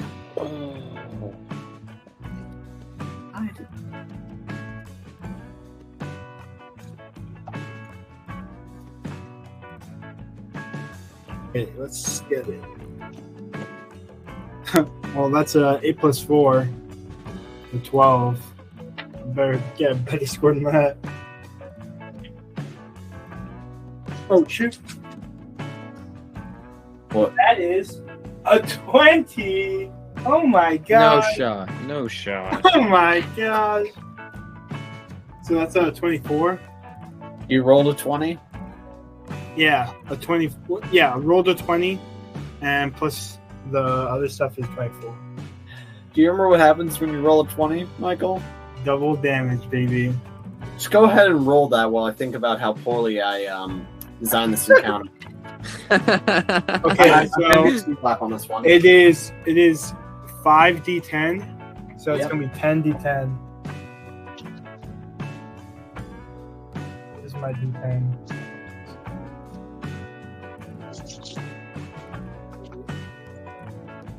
Well, 1. 4. Michael, I want you to know that you actually stand a risk of killing this guy. What? No, not Master. What's his name? I'm at 11. 12. 14. I'm rolling really bad right now. That was 5. I only got 14. But that's changing now because I just got a 9. So that's 23. Come on, stop falling off the table. That's another 9. That's 32. An 8. That's gonna be 40. A 5. It's gonna be 45. The last one. That's a 6. So How 51. much is that? Yeah, 51. Okay. Jesus Well, this guy Christ. collapses. Collapses. Yeah. He's not You're dead. exactly dead, but he is dying. Oh man, this Um, old, Geralt looks down, surprised. Like I I'm, like, said, so awe right now. very old man. Geralt, But he's what supposed to did be, you like, do? strong. Geralt. Why? What did you do? Drew, you definitely should give him a little bit more help. I tried to roll this as straight as possible. He's a very old man, so he doesn't have a positive constitution score. That But seems he's like a also, personal like- issue. He's also like an old man that's very wise. And Yeah. which is extremely good at magic. Knows a lot of spells. But he's very, very frail. Yes. Oh my gosh. I'm Come sorry. on. I mean, what? Are you kidding me? You're just gonna look down, like, in total awe that this old man is. Geralt looks around, like, just questioning if anyone else, like, noticed. What happens to his familiars? He can't maintain concentration when he's unconscious, so. I guess Geralt's gonna heal him. Should have killed him. No, not the. We need his approval, not his death. Okay, Well, think about hi, it. Now hi, there's Master- only 7 people to vote. Okay, actually, are we Okay. out of combat now? Yeah. I'm just gonna do wild magic to like. blame out What? someone else. Let's do wild magic. Roll D100. I like this idea. This has a good potential. This is gonna kill someone. Okay, let's go. Stop. 45. Let's see what that is. Okay then, with a 45, you cast Levitate on yourself. Okay, That sir. is so perfect. Yeah, instead of T-posing on this man, you're hovering on this man. H-posing. Okay, so if I have levitate on myself, does that mean if I use magic, I can't be levitating? No, not only if it requires concentration. So a normal spell like Healing Word or Cure Wounds would be fine. Okay. I'll do Cure Wounds. Okay. You just reach over, heal this guy. He springs back up like Grandpa George in Charlie and the Chocolate Factory. I am so sorry. Yeah. I went a little bit too hard. I'm sorry about that. Right.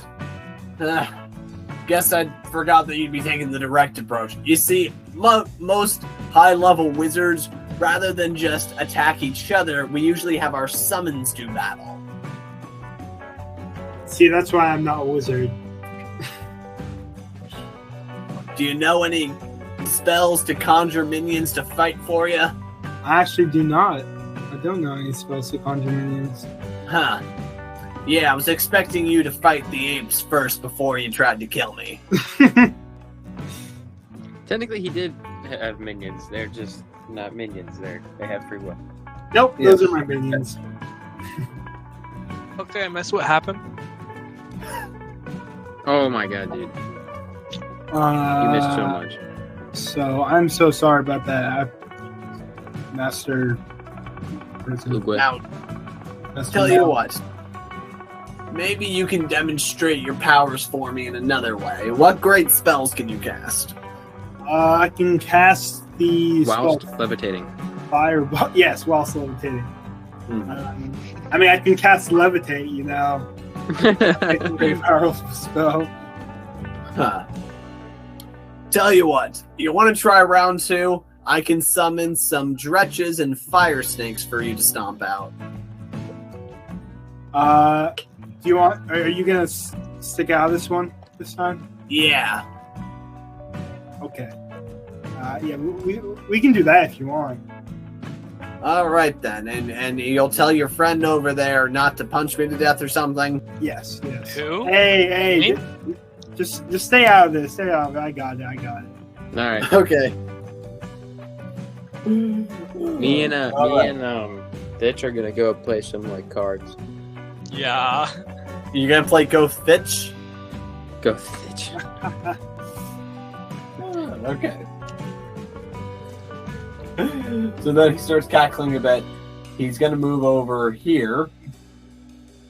And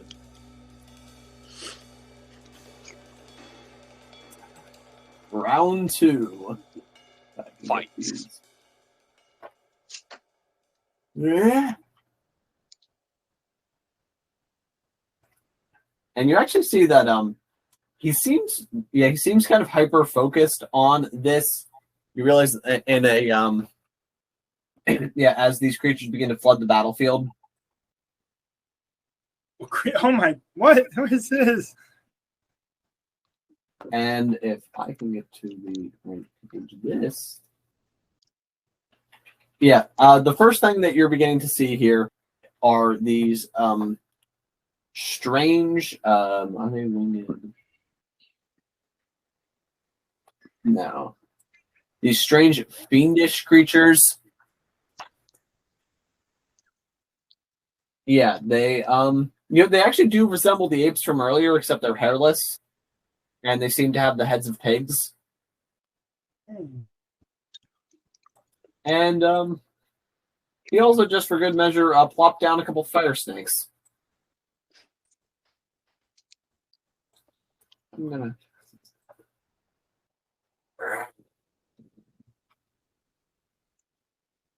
So yeah, maybe not as good of a day as you were having a moment ago. All right then. Oh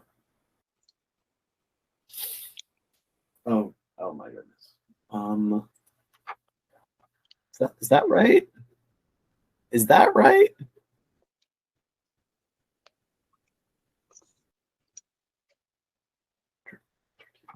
Let me double check that.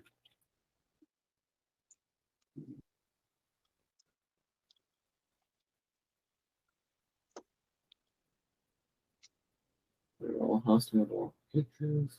Okay.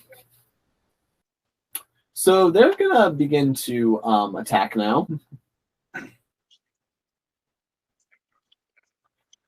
Okay. Yeah. I'm actually gonna split these into 4. First does. Okay.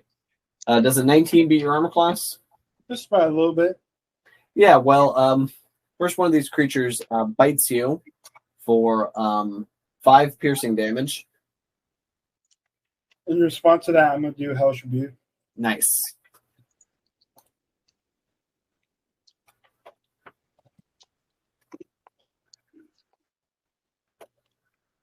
Actually, just for good measure, I'm just going to see you guys are here. Just in case things get a bit out of hand.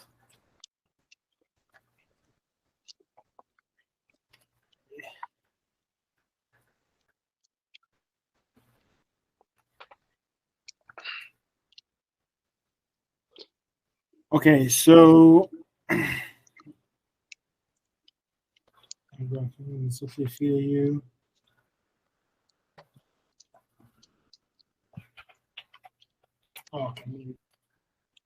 Okay, so I point at the thing that attacked me, and has to do a dex save. Okay, it failed. It failed. Okay. Yeah. And then 2 d10s.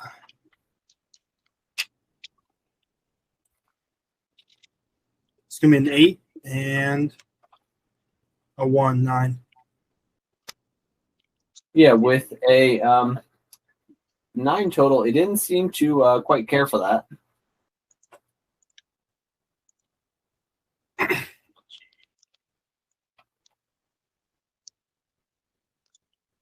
Yeah, and now it is going to try to scratch at you, though. Yikes, does a 21 beat your armor class? Just about a little bit. Yeah. I'm gonna do Hellish Rebuke.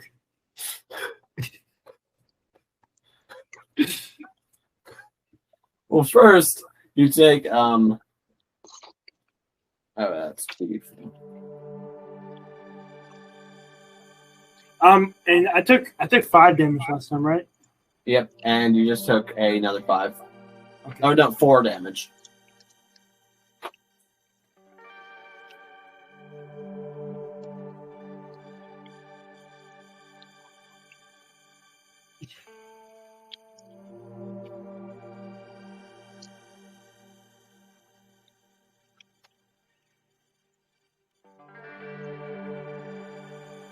And it needs to make a dex save. And it got a 1.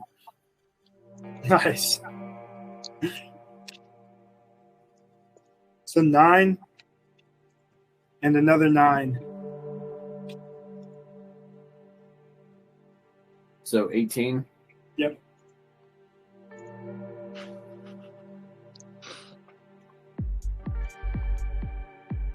All right. Well, you were able to evaporate one of them. That's good. Yep, and so now the other one's just kind of staring at you, terrified. And, well, now...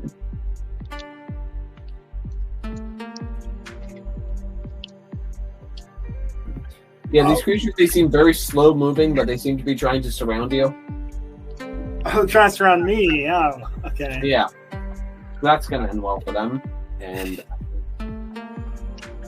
so what you're telling me is they're grouping together in one area. yeah. Now it's your turn. Oh, it's my turn. Okay. Yeah.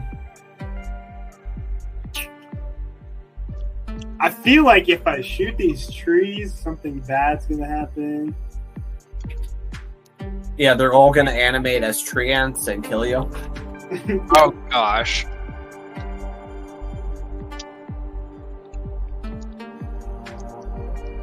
Yeah, by the way, the other 2 of you, you're still on this map if you want to get involved. Actually, I was just about to butt in and say I gotta go to bed. All right. Well, thank you for joining us. Yep. Good job creating another chef. I do what I must. All right, see you guys. You being a gym leader. Good luck. Good luck, Geralt. Bye. All right, bye. Geralt's gonna shoot a fireball right behind the 8 on spot G4. A fireball right here. Yes. Okay, that's Wait. So would it reach me from there, or? I am going to check. So 20-foot radius. Yeah, so it's not going to be this way exactly, but each of these is 0.7.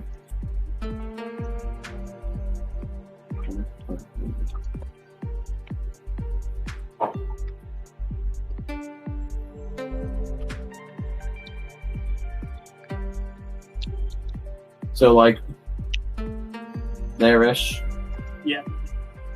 Yep, so that's going to encompass all of them. Alrighty. Let's do it. It's going to be 8d6. Yep.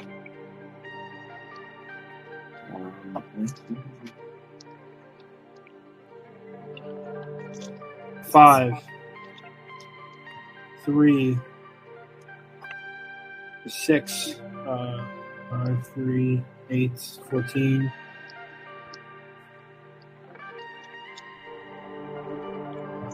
14, 17.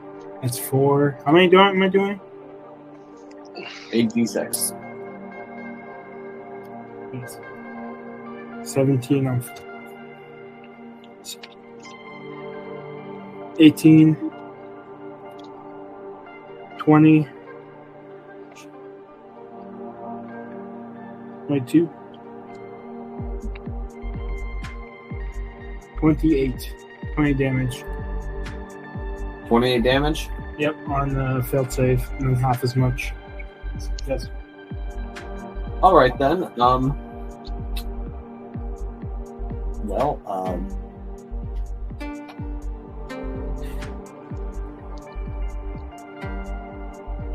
wait. Yeah, you're able to get most of them. So then 14 damage on a success.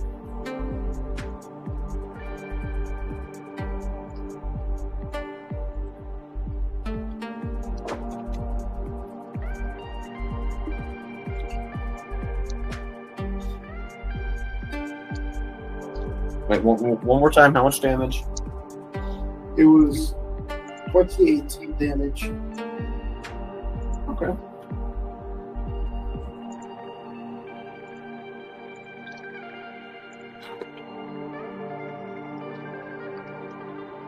Yeah, so that burned away most of them. They did not like that. Not having a good day.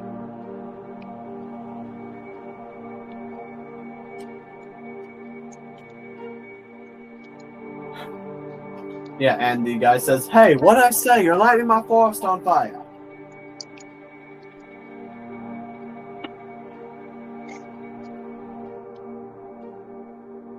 Okay, then. Now the snakes seem to be slithering forward.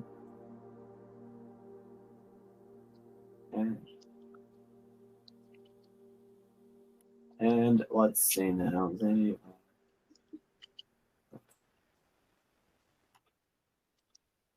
Yeah, one's kind of slithers past you, and so they're now surrounding you. And let me see now. All right, an 18 beats your armor class, so Are you so sure about that? yes.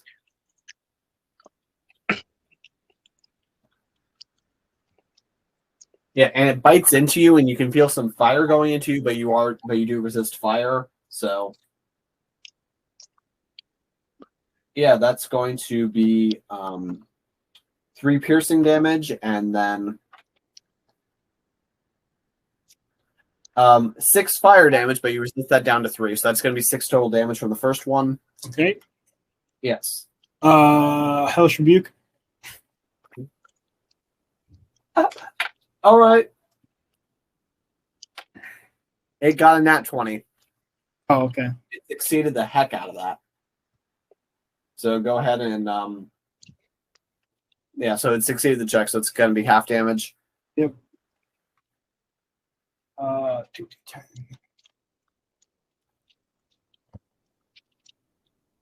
5 and a 1, 6, so 3. Well, you roll all 5, and then we cut it in half. No, Hellish Rebuke. It's Hellish Rebuke. It's only 2d10. Oh, all right. It's not inflict wounds. So 10 total. No, it was 6 total. It was 3 damage total. Okay, yeah. So it was mostly able to shake a lot of that off.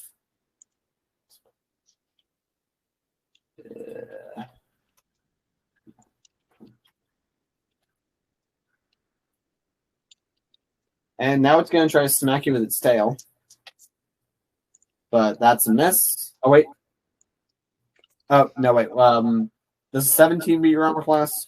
Yes, it does. They are flanking you, so they do have advantage. So then...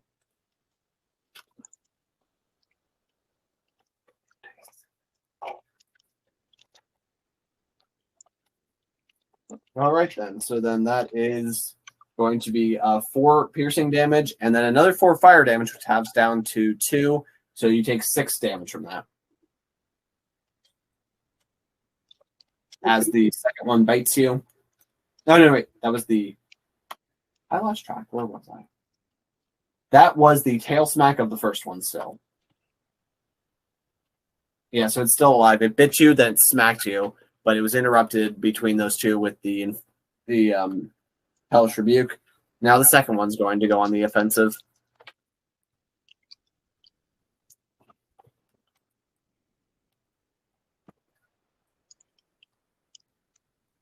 Can I do Hellish Rebuke after every attack? Yes, you can, as long as you have the spell slots for it.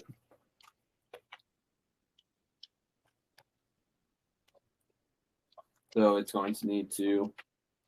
It failed.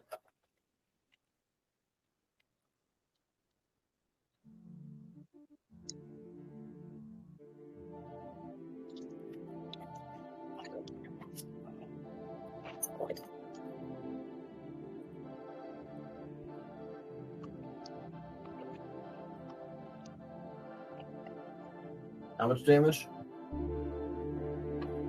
Oh, yeah. Wait, what? It failed. So how much damage? If you're using Hellish Rebuke again? Oh, okay. Sorry. 6 and 6. That's going to be 12.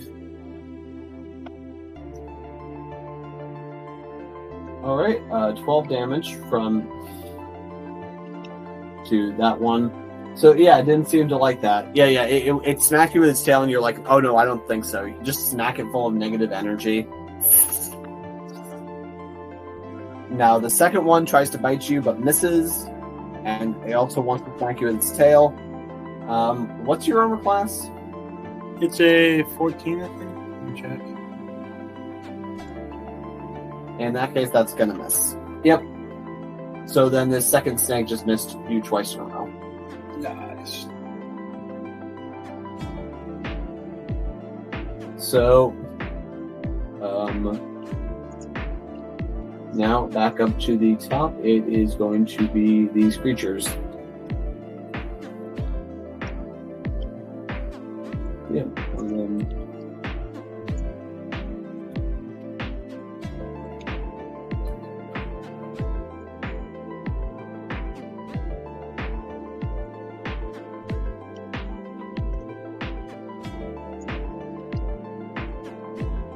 Yeah, these things are very slow moving.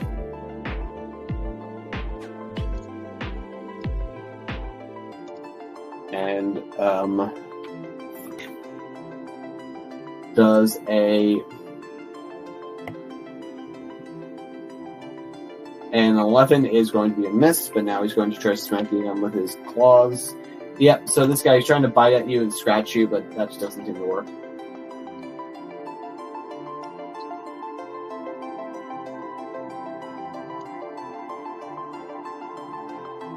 Yep, and so that is going to bring us back to your turn. You're now surrounded by these things. Okay.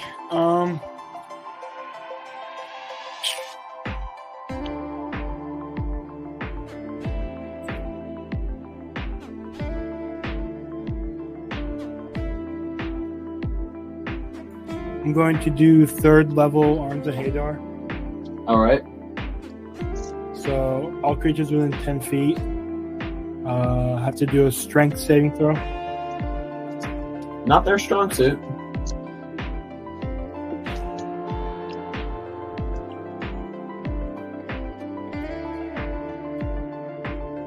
What are they trying to beat? Trying to beat a.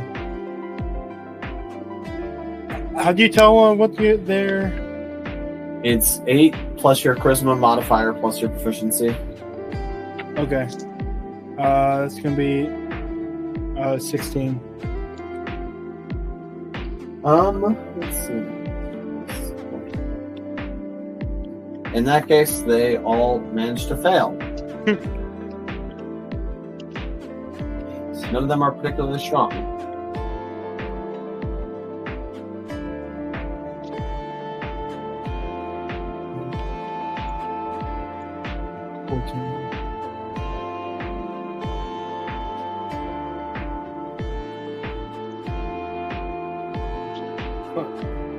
Shoot.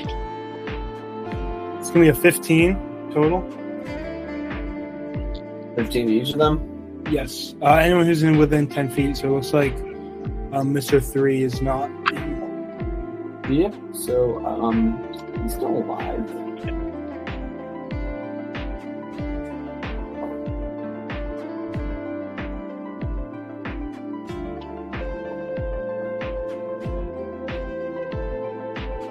Yeah, in that case, yeah, your writhing arms just slather around everywhere, and you start causing quite a bit of mayhem. No, wait. Actually, this one is... No, wait.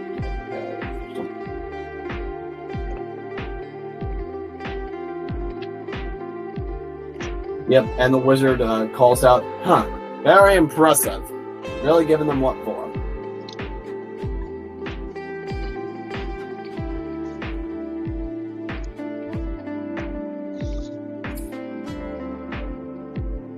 Yep. And you see him begin to focus for a minute, and this snake moves over here, and it's going to try to attack you. That is going to hit. In that case, you take 3 piercing damage and a total of 2 fire damage as it bites you. Hellish Rebuke. All right. You said 3 and 2, so 5? Yes. 5 total damage. And for its saving throw, it gets 6 or 7 total. Oh, nice. Okay.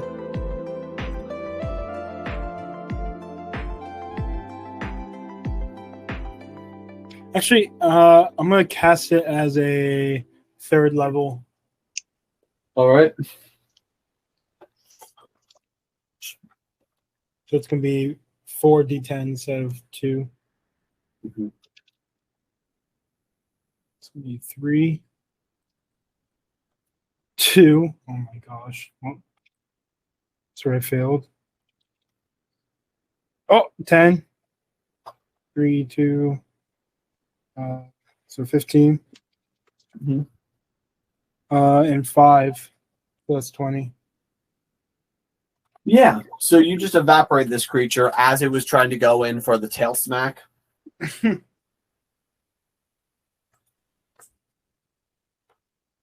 And so now these weird ape-looking creatures, the hairless apes with pig-like heads, they're gonna try to go to town on you.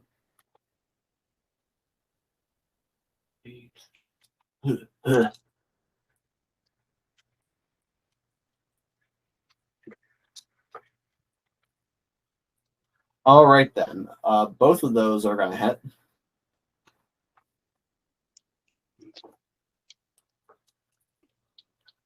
Four, 5, 6. Yeah, that's going to. Yeah, first he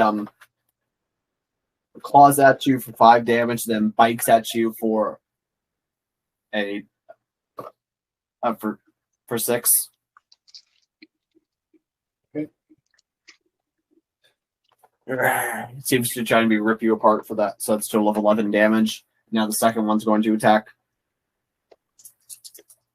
Sorry, Hellish Rebuke. Okay. And he got an 8.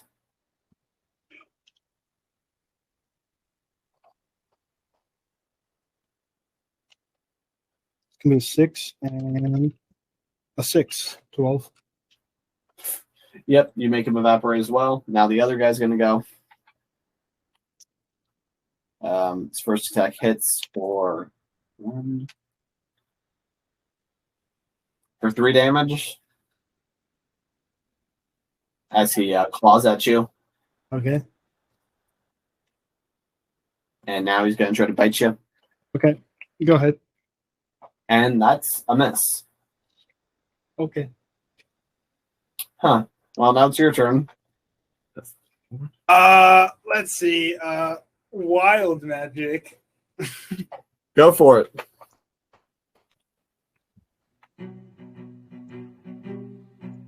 Okay, let's go. It's a 40. What's that? I regained 20 or 2d10 hit points. Nice. It's a 7. And a 7. So I regained 14 hit points. Yeah, you bring down your staff and close what meager wounds they were able to land on you. Yeah, so this creature, in its panic, it's going to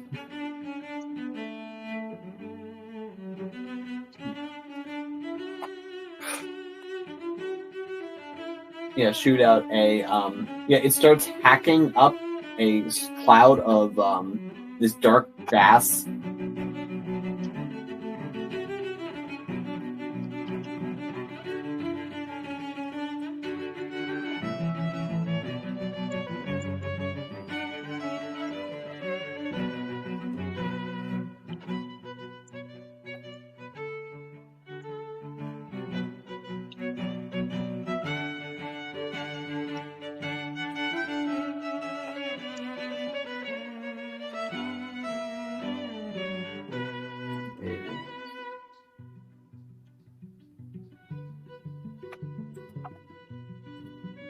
Yep, and he throws up that poison cloud, and it does not smell good. And now he's going to try to run for it.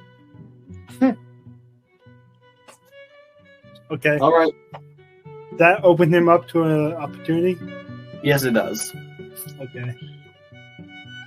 I guess I'll do Eldritch Blast.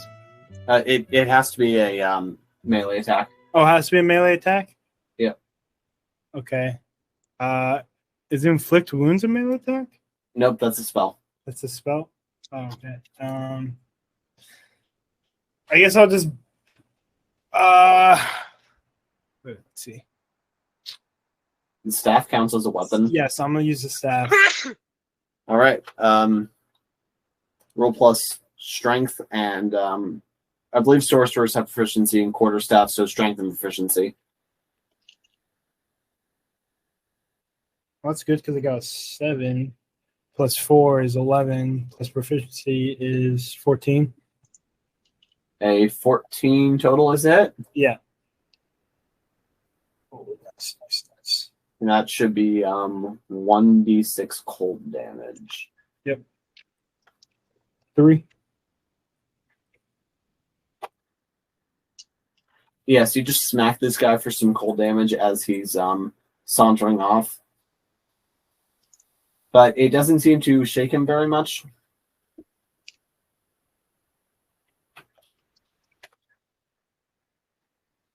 And and that was his movement, which means that it's now your turn. But since you're starting starting your turn within the gassy cloud, you're going to have to make a Constitution saving throw. Okay.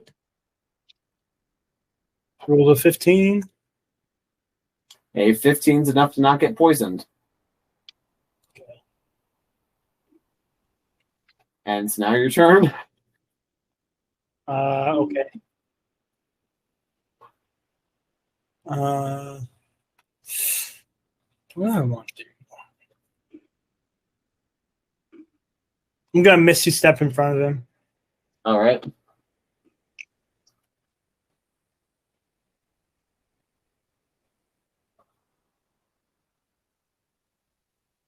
Am I also able to put out some fires, or are you gonna count that as an action? You can take care. You'll have to take care of that after the battle. Okay.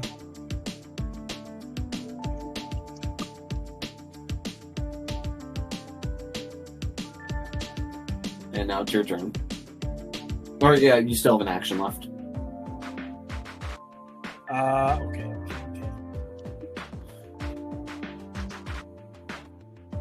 I'm gonna put out the fires. So it's for him. gonna take quite a bit to do that. This wouldn't just be as simple as conjuring water. Okay. You get the feeling that the tidal wave spell will put them out. Oh wait, do you know tidal wave? I do not. I mean, no, no, but it is on the list of the Scepter of Geralt. Oh, it is? Yes, but here. What? So you want to use tidal wave? Yes. That sounds perfect. Wait, has it always been there? Where does it say that? It's the newest edition. Oh, You get the master. Any notice? What was that? You gonna tell the High Master about this plan? No. All right. What are you centering this on? I guess myself.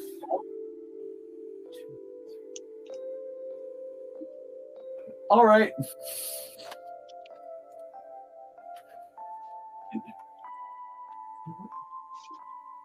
I'm just gonna. You know what? I'm gonna say that the High Master, he sees this giant tidal wave come, and he just teleports out of there.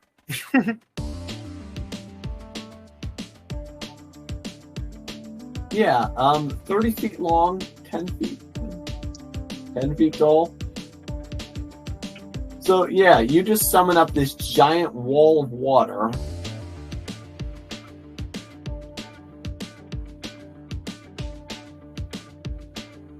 To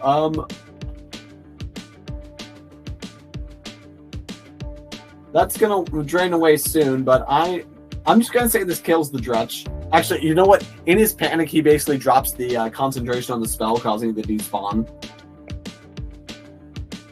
Okay. And now I'm going to need you to make a dexterity saving throw.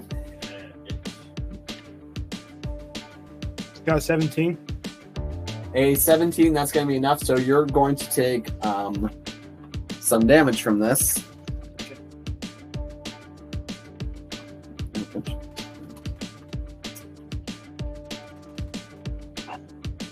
But you're able to remain standing.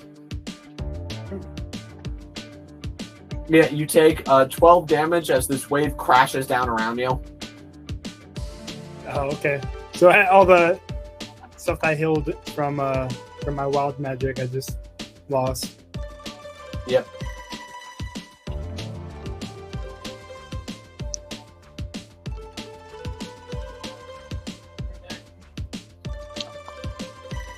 All right, and you know what? The High Master, he was very impressed by that, and once that all clears up, he warps back over to you. Whoa, that was amazing! That was nothing. Yeah, you think you could have warned an old man before you did that? Are you actually trying to hit me? I was in combat. I didn't pay attention. Huh. Well, I guess you kept my condition of not burning down the trees. You put them out. That was my biggest worry the whole time. Ah, brilliant. And such an amazing demonstration of force.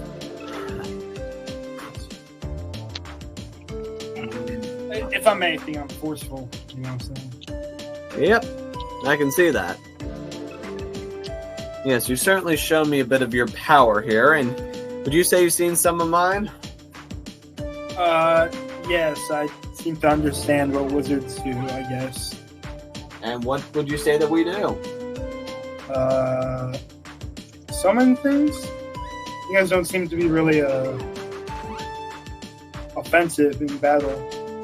That's because, well, I, for one, am what is known as a conjurer. That means that I specialize in conjuration magic. Interesting. Might have to look into it.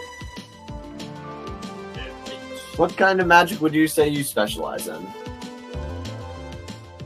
I specialize in wild. No, I specialize in. I'm a soul sorcerer, divine soul. You got divine magic flowing through you, and that gives you mastery over the waves. Fascinating. Actually, that's not what gives me mastery of the waves. I have. Actually, actually, you'll probably find out. I have the water gem that allows me some understanding on how to manipulate water. Yeah. Well, and I've also just saw you teleport, so that was unexpected, but I was glad to see it. Yeah, so I was just showing off a little bit for you. Mm-hmm. Yep. Tell you what, you ever heard of a spell called Far Step? Far Step? Yep. I have not. Well, it's something that I've taken to be able to use, and he warps again. Geralt looks around. And you see that he's behind you. Oh, okay. Hello. But yeah, there's a lot of magic out there, but I can see that you definitely are well experienced in wielding magic. Yes, I would like to think that a sorcerer is specialized in more of the combat element of magic. Well, I've got a good feeling that if we trusted you with this gem, it will not immediately wreak havoc on the world in your possession. Especially in my hands. My hands are the best hands. Clearly, you are the most sophisticated and powerful member of your party. Yes, that is very true. No, it is not true. My ego. Not true. Yes. It is not true. I feel like if we were to run some kind of Master. simulation on all of you doing combats with each other, you'd probably win the most number of times. That seems very possible. No, it's not possible because I am going to beat him in said simulated battles. Yeah. Well, what if these battles, they use like different battlefields based off of places you've been before? Well, that is entirely possible. Yeah. And what if Thitch were to use his vampire abilities? Well, of course, then he'd obviously lose. Yeah. Obviously, he doesn't actually say any of that. Yeah, no. But yeah, so you guys have sufficiently impressed the High Master of Magics, and that's probably a good place to call this session. Yes, it is. But until next time, I've been your host and Dungeon Master Drew, being joined by Thitch. And Geralt. till next time. Gordon. Bye.